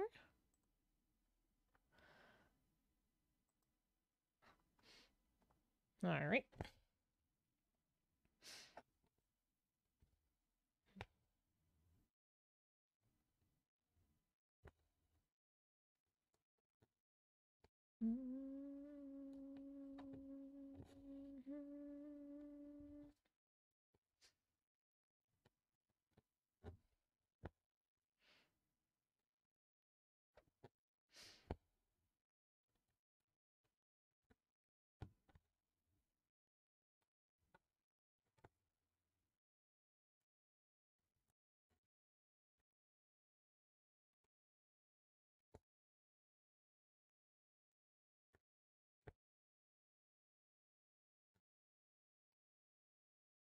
We're going to have the letters here. Then we're going to have a little symbol next to it. And then there's a random stitch of a color up here. Then we fix this little bit here, and then the rest is black.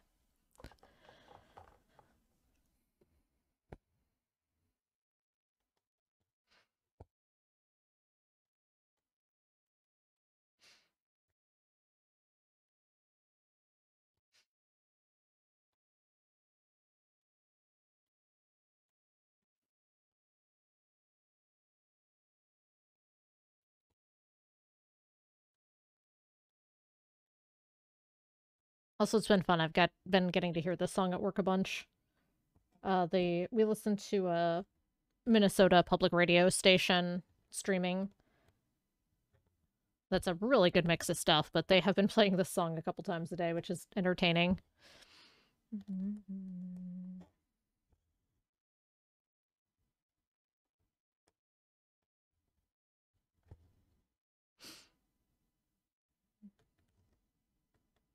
Come get a message to my brain, I can't control myself.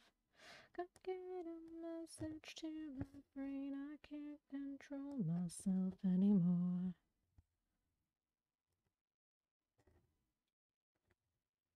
It feels like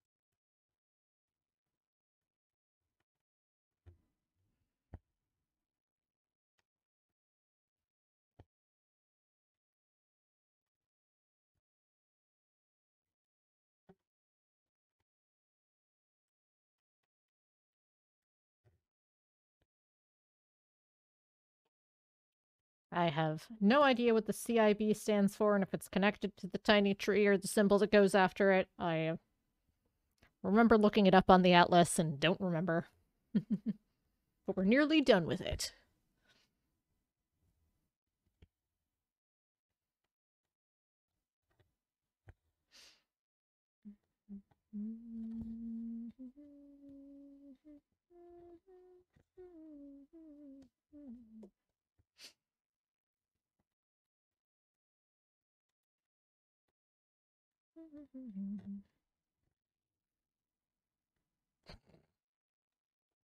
Sounds vaguely familiar. I'm not big on, I'm not generally on Tumblr. I'm barely on Twitter. Ah, okay.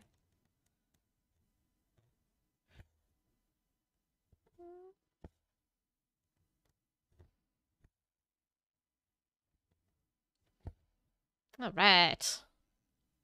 CIB! Whatever that means.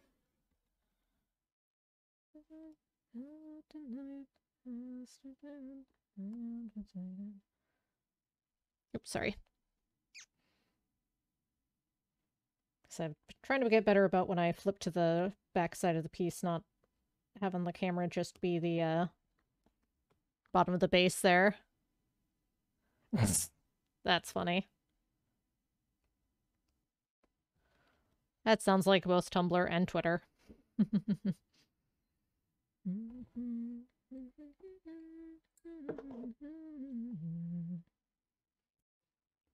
my brain, I can't control myself.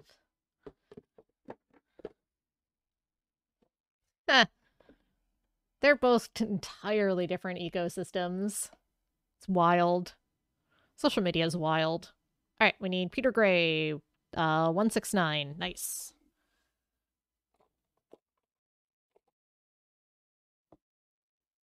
Nice.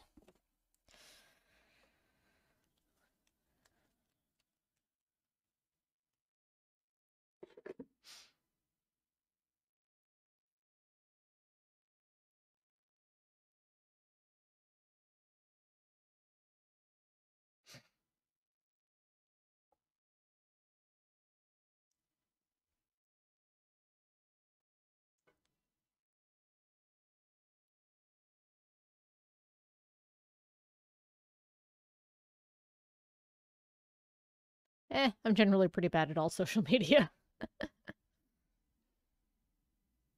mean, I don't try very hard most of the time, but eh.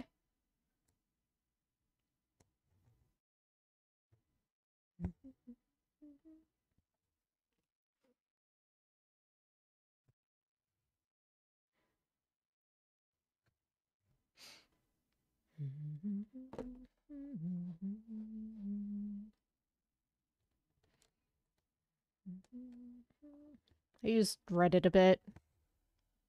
Some had like 10 subreddits I think I'm a part of. And that's just an occasional open it up and see what's up. Aw. Moon Moon. Good old Moon Moon.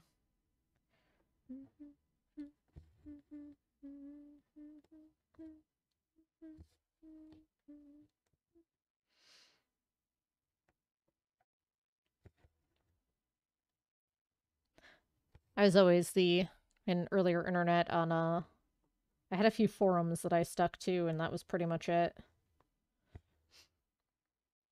And then talking to specific people on AIM and ICQ. Oh yeah.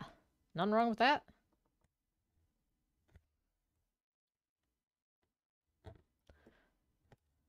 I don't know if I would have been into Tumblr, but I would have been a lot more into Discord for sure. At that age, that would have been a good analog to all the forums I hung out on. And by all the forums I hung out on, meaning like 5.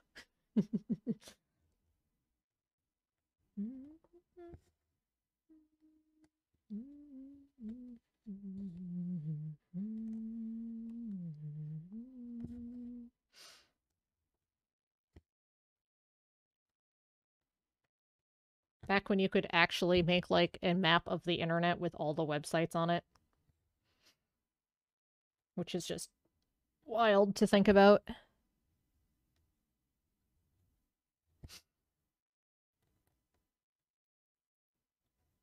Like for different fan things, there might be 1, maybe 2 pages. Full stop.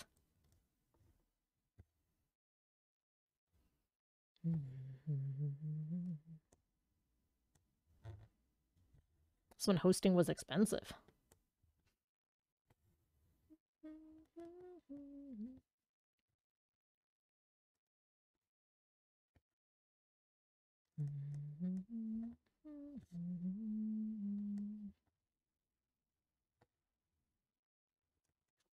I never had a Geocities, Angelfire, or Tripod page, though. I did all my own HTML, and I was hosted by a tiny little company called 50megs.com, You got 50 megs free, which back in that day was a ton of space. And then eventually there was just a banner ad at the top of the page. I think their primary audience was businesses that were going to need more space and other features that they would pay for.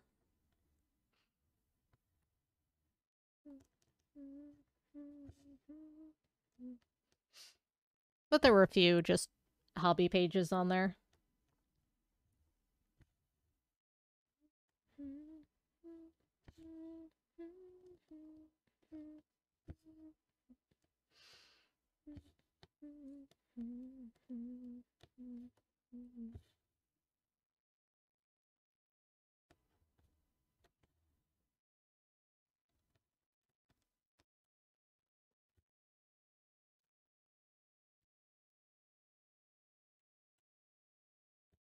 I love that this outro track is named Short Change, because it's a shortened version of change for an outro.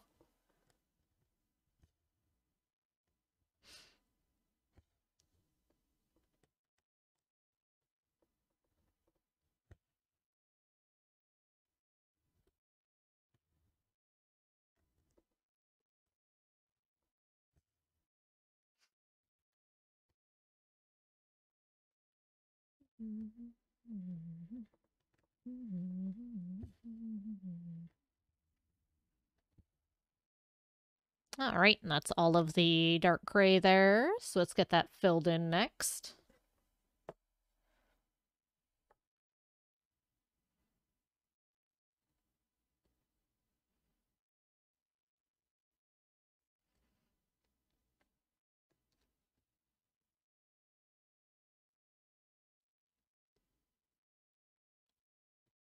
Looks the tiniest bit sus.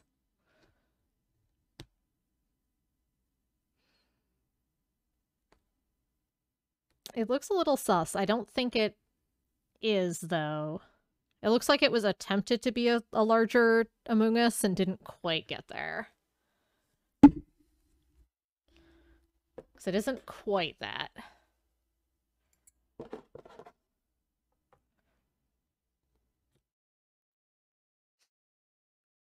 Attempted sus? Yeah, probably.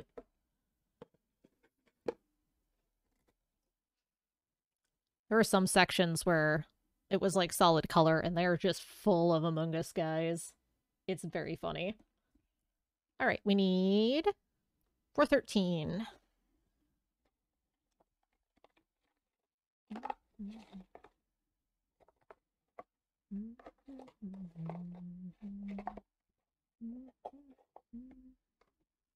For 13.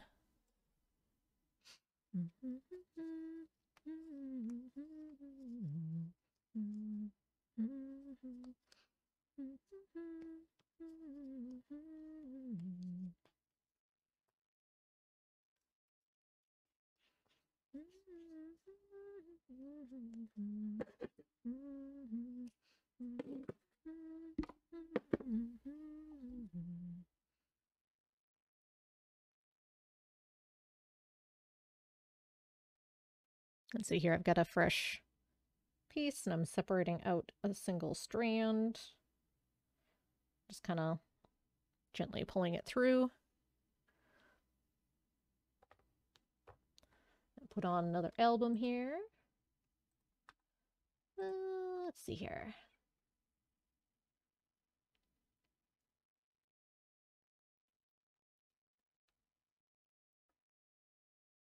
Let's jam some Murlocs. This is Old Locomotive.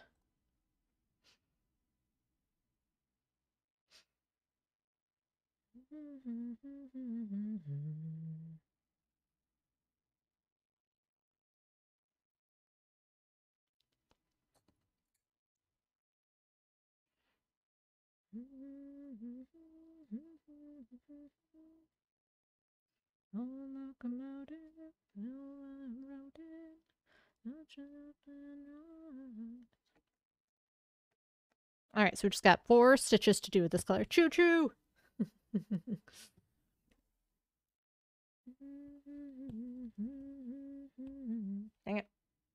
Thought my piece of thread was longer than it was and accidentally pulled it all the way through.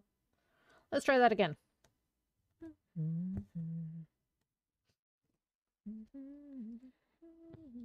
There we go. Oh no, come out.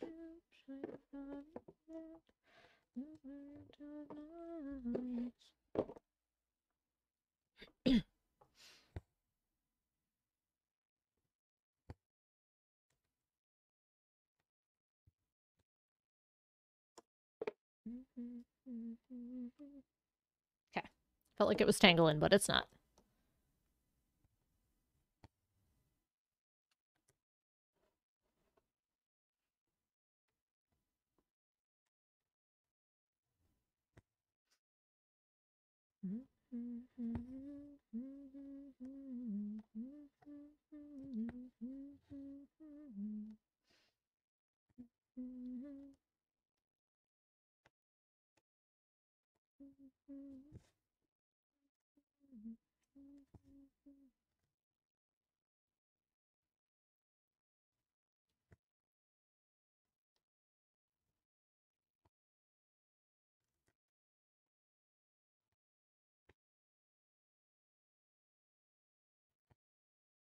All right, there's our 4 stitches there. Now we're going to do a couple of quick color changes for 1 stitch each. Which are a pain, but necessary. I'll have to do them at some point. I'll probably spend the rest of the stream filling in black from the far side away from the tree.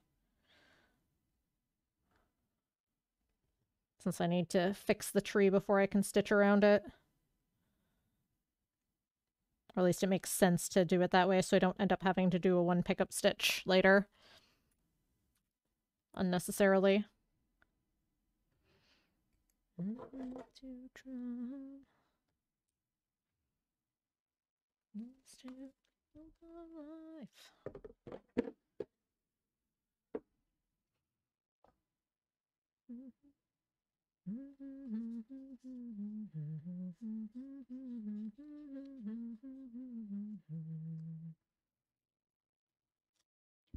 Alright, what do we need for our 1 stitch there? 1 more Wedgwood.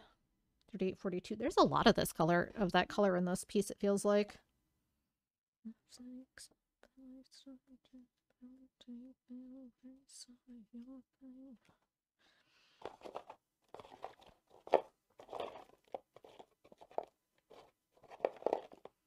There we go. Like, I know it's in here. I used it earlier today.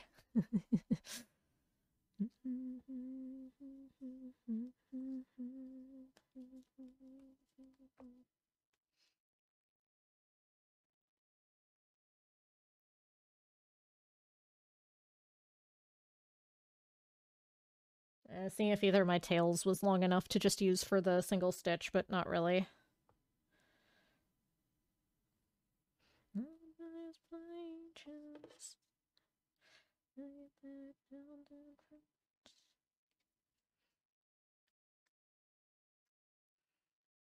Empty nester.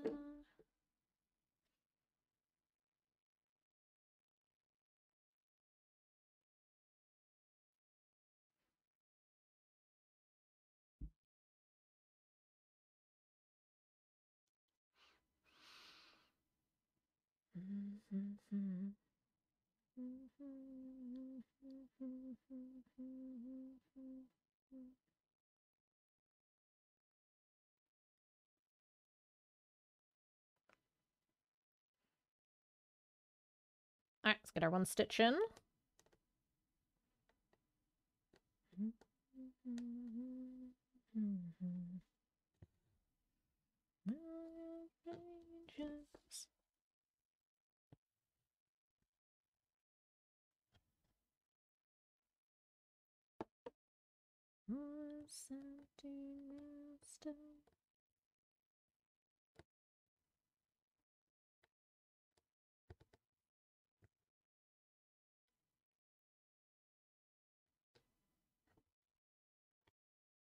There we go. 1 stitch. Now we anchor and trim it and do our other solo stitch there.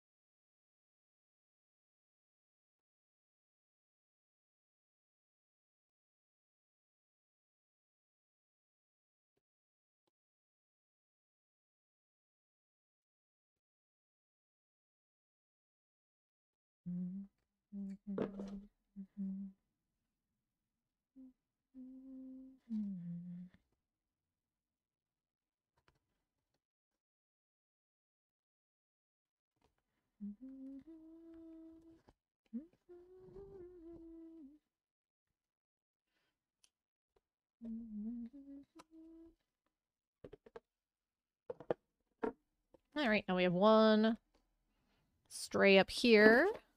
It's going to be Silver Gray 168.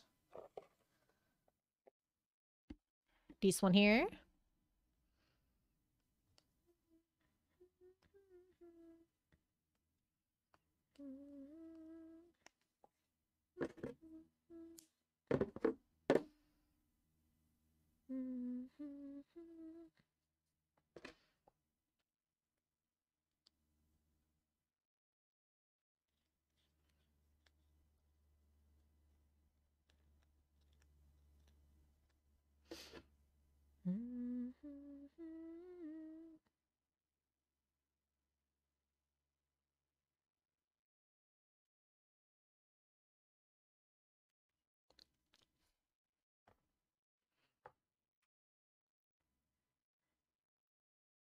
All right, now we're going to do some careful counting for a single stitch in the middle of nowhere.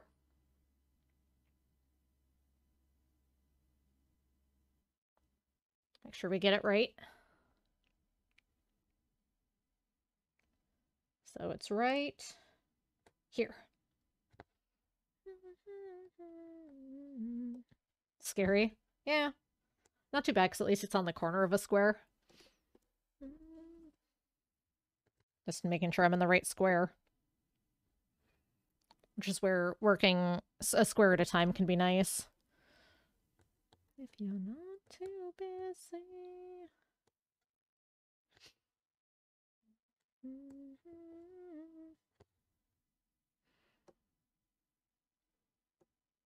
There.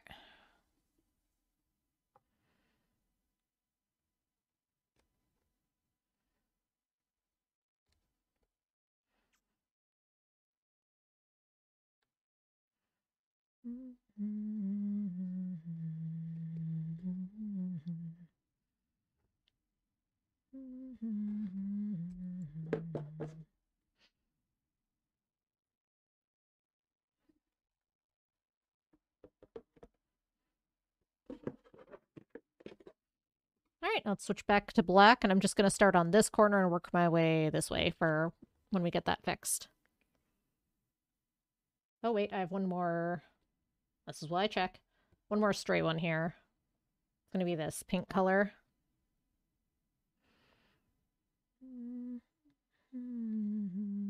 3804.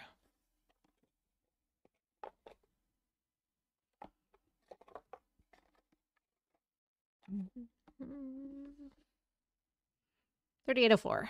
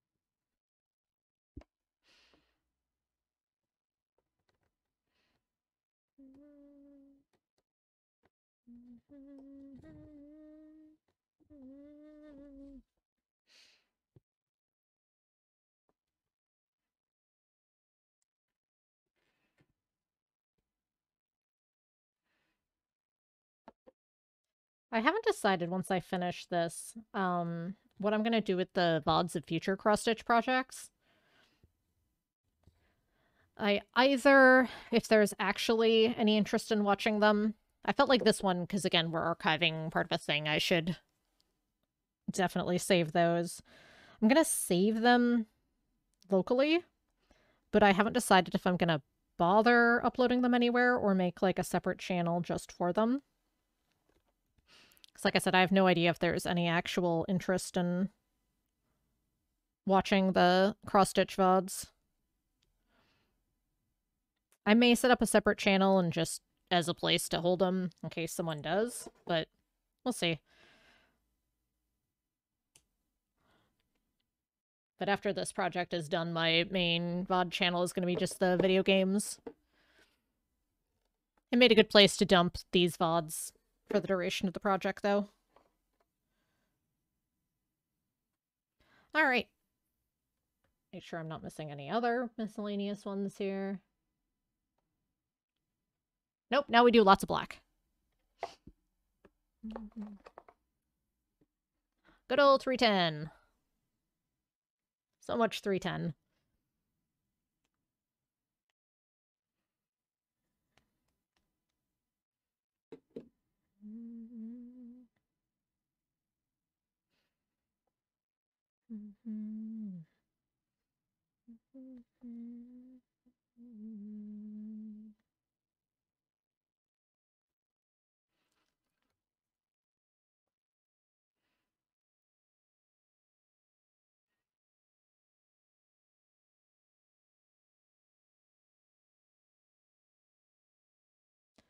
Waiting to rise. Waiting on. Waiting to rise. Oops, sorry. Like I said, I'm working in real tight quarters here, so I keep accidentally bonking the mic. Because I have very little extra space.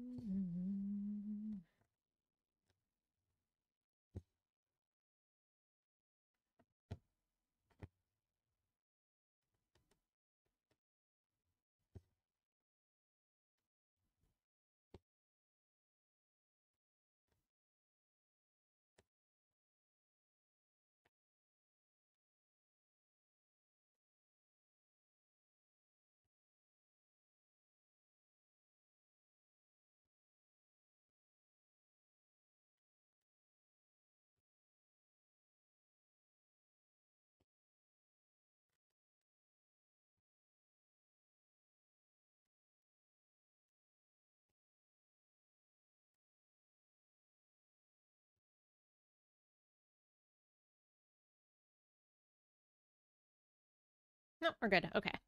Felt like it might have been a knot there.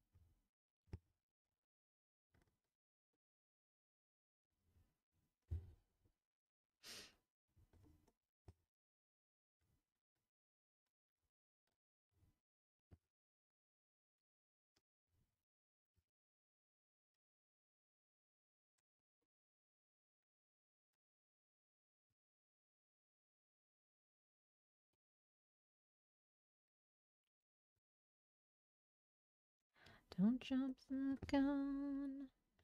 You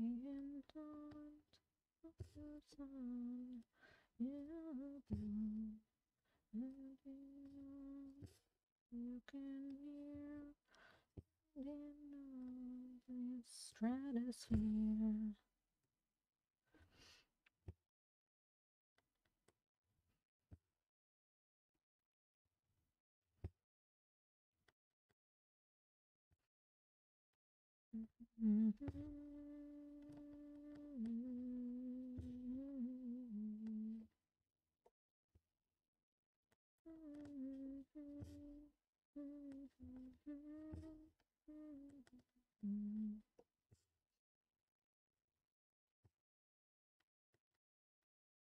Well, at least we should make some quick progress at the end here as we're just filling in with black.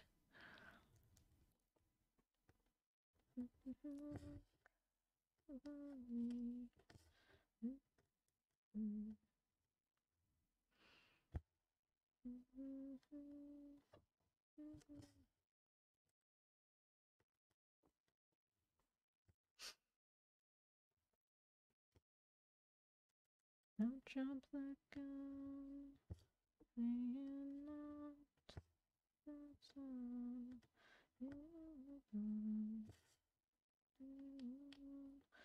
You can hear the stratosphere.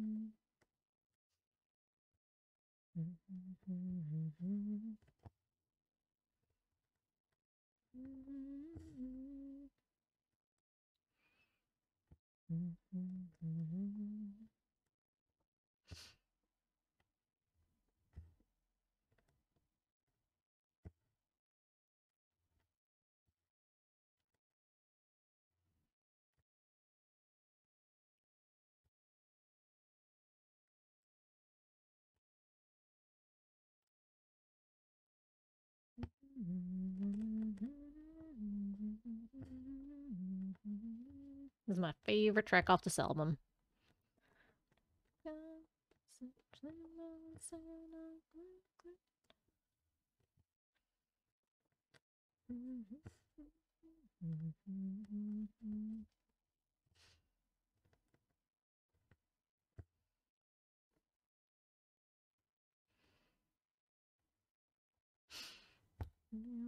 It's the human race. I am a snake in the grass, trying to slither past.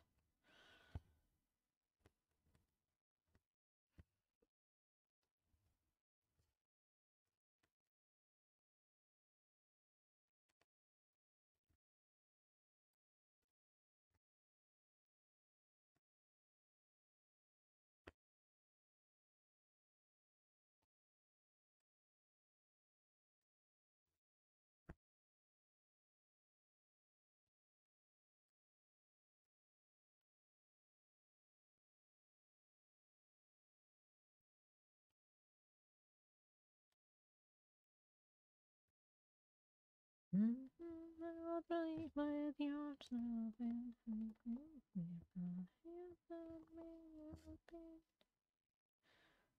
I am a snake in the grass, trying to slither past. Disrupt my habitat, you'll have a cardiac.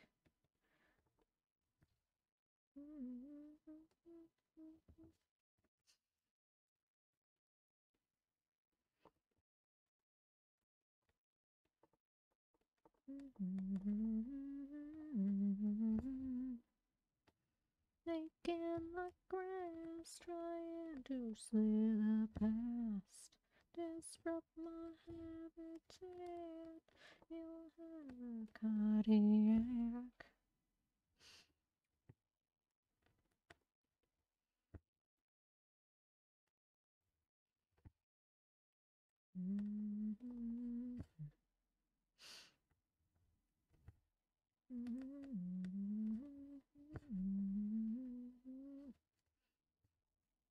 All right.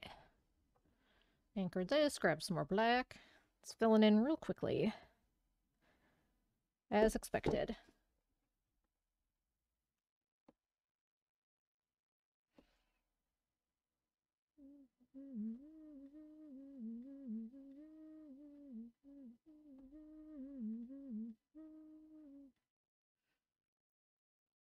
we go.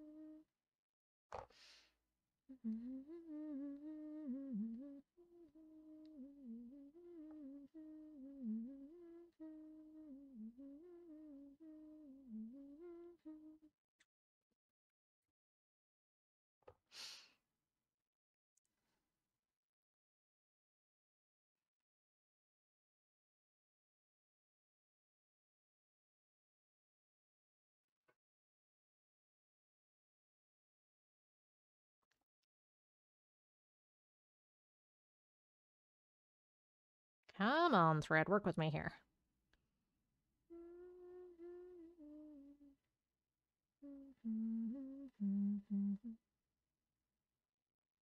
I got half it. Not particularly helpful.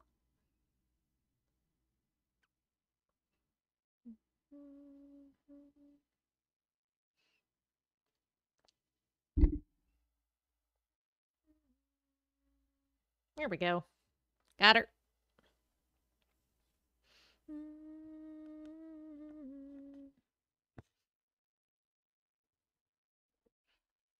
Keep filling in.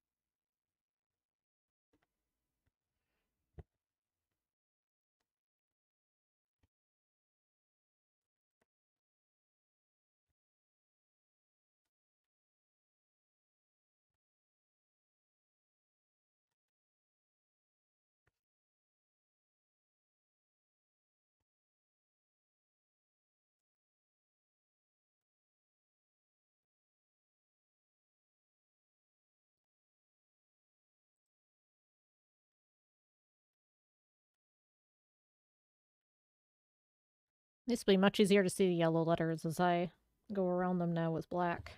They don't show up too well in white.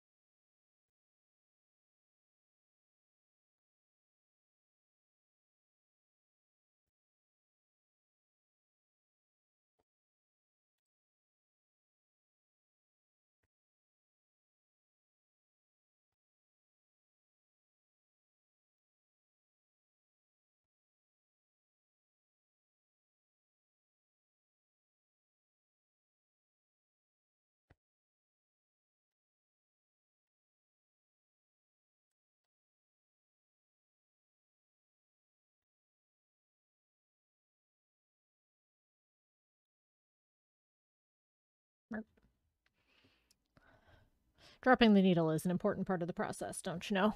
At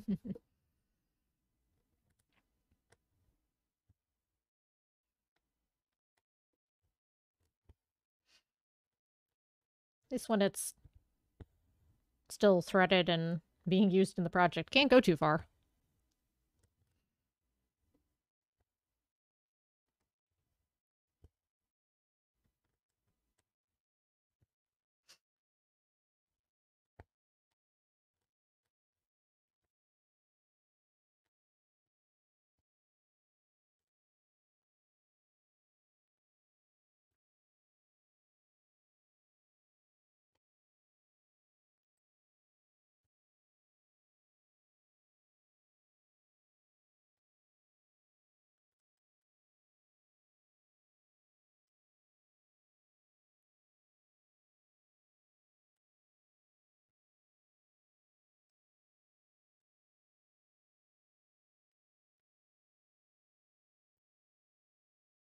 Wondrous star.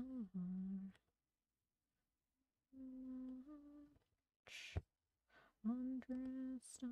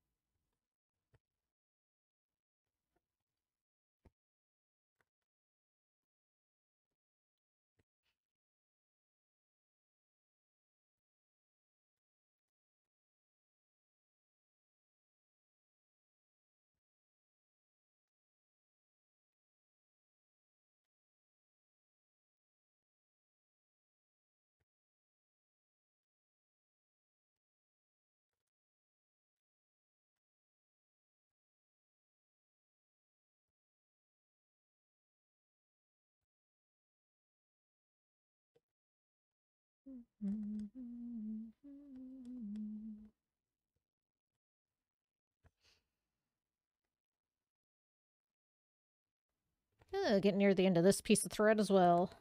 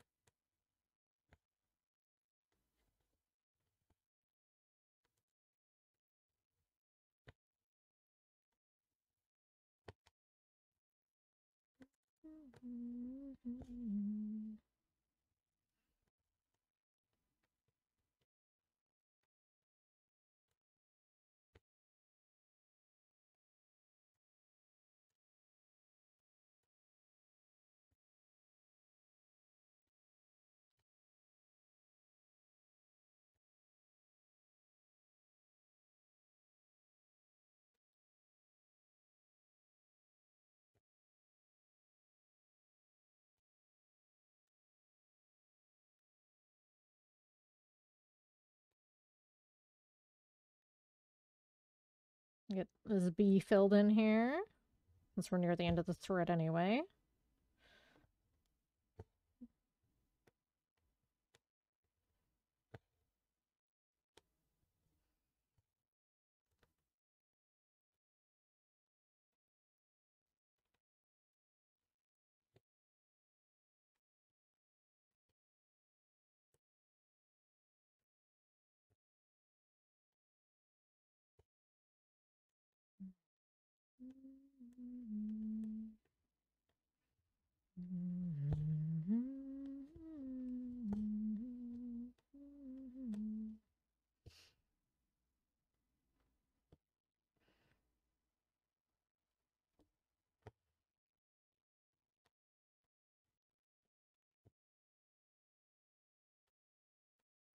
All right, 2 more stitches. I can make it the end of the thread with that.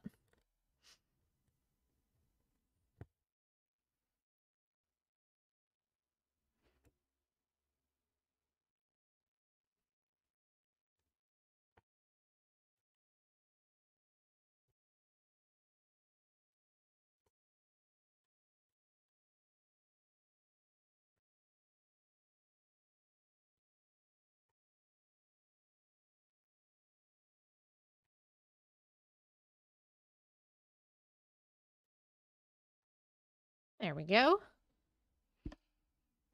Get that anchored.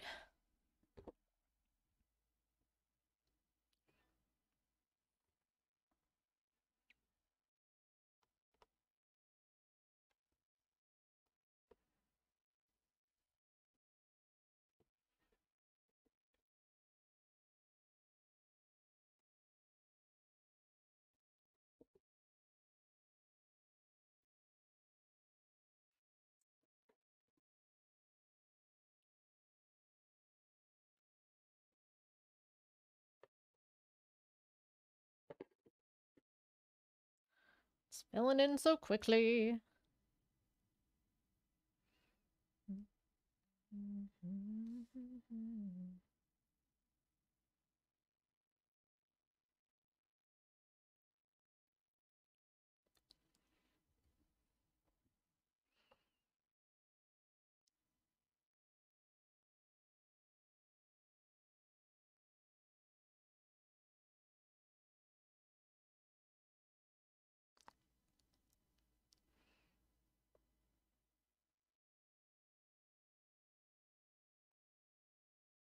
Oh, dang it. And I just got one of the threads and not both of them. I need both strands, please.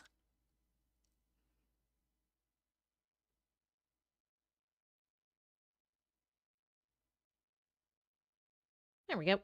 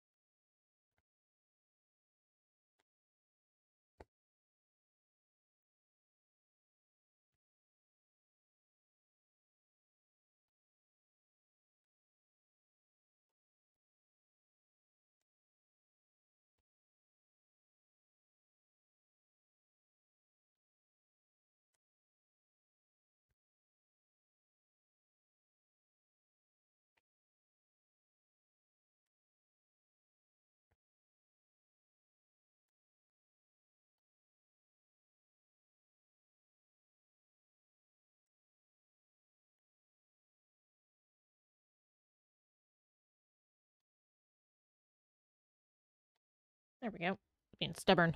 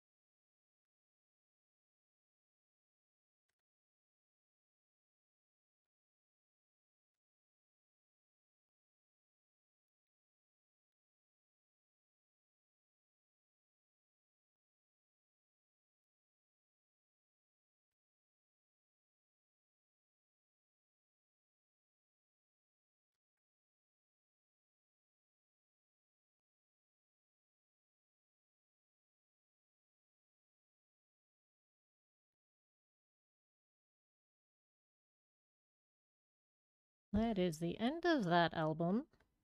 Got a little bit of time left, but I'm almost done with this thread here. Basically, once we run out of this one, should be close enough to call it for the morning.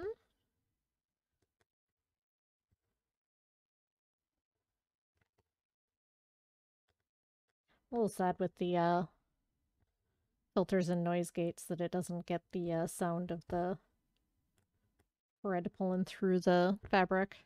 Because it's fairly satisfying, but that's okay. It's not worth resetting all my filters and gates and those settings. They do a good job of keeping out background noise.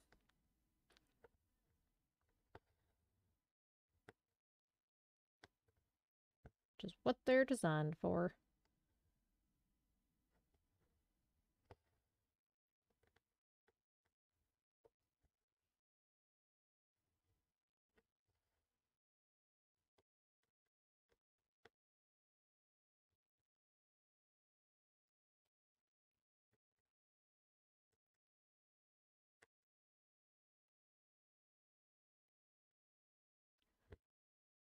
We'll have a good chunk of this section done. It'll be nice to just kind of fill that in as our next week wake up bit. Where we have to start counting more.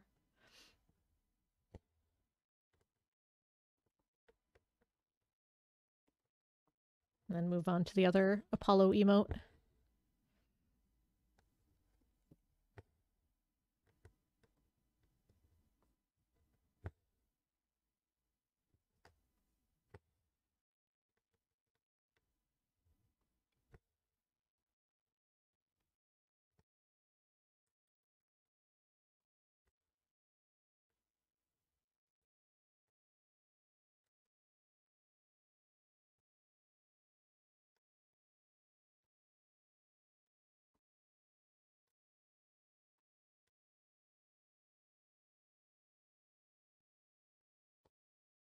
Dang it. There we go.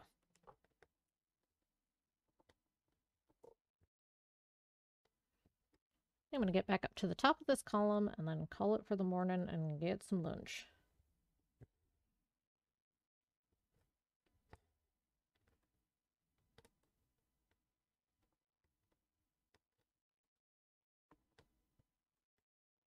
Come on.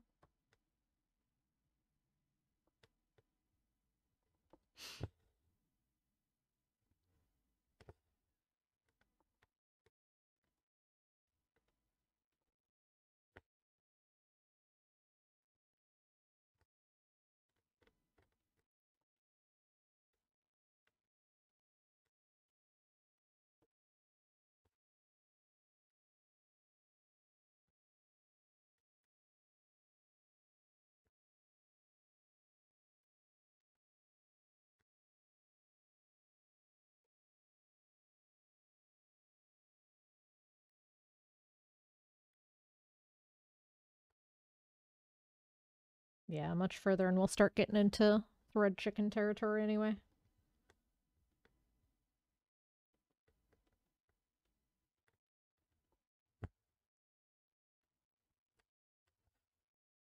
Alright, let's anchor this.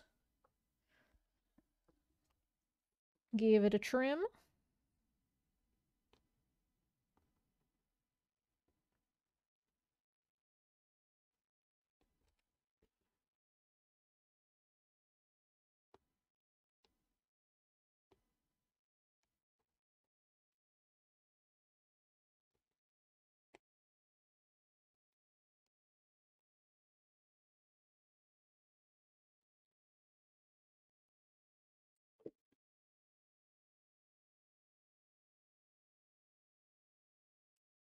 And there we go.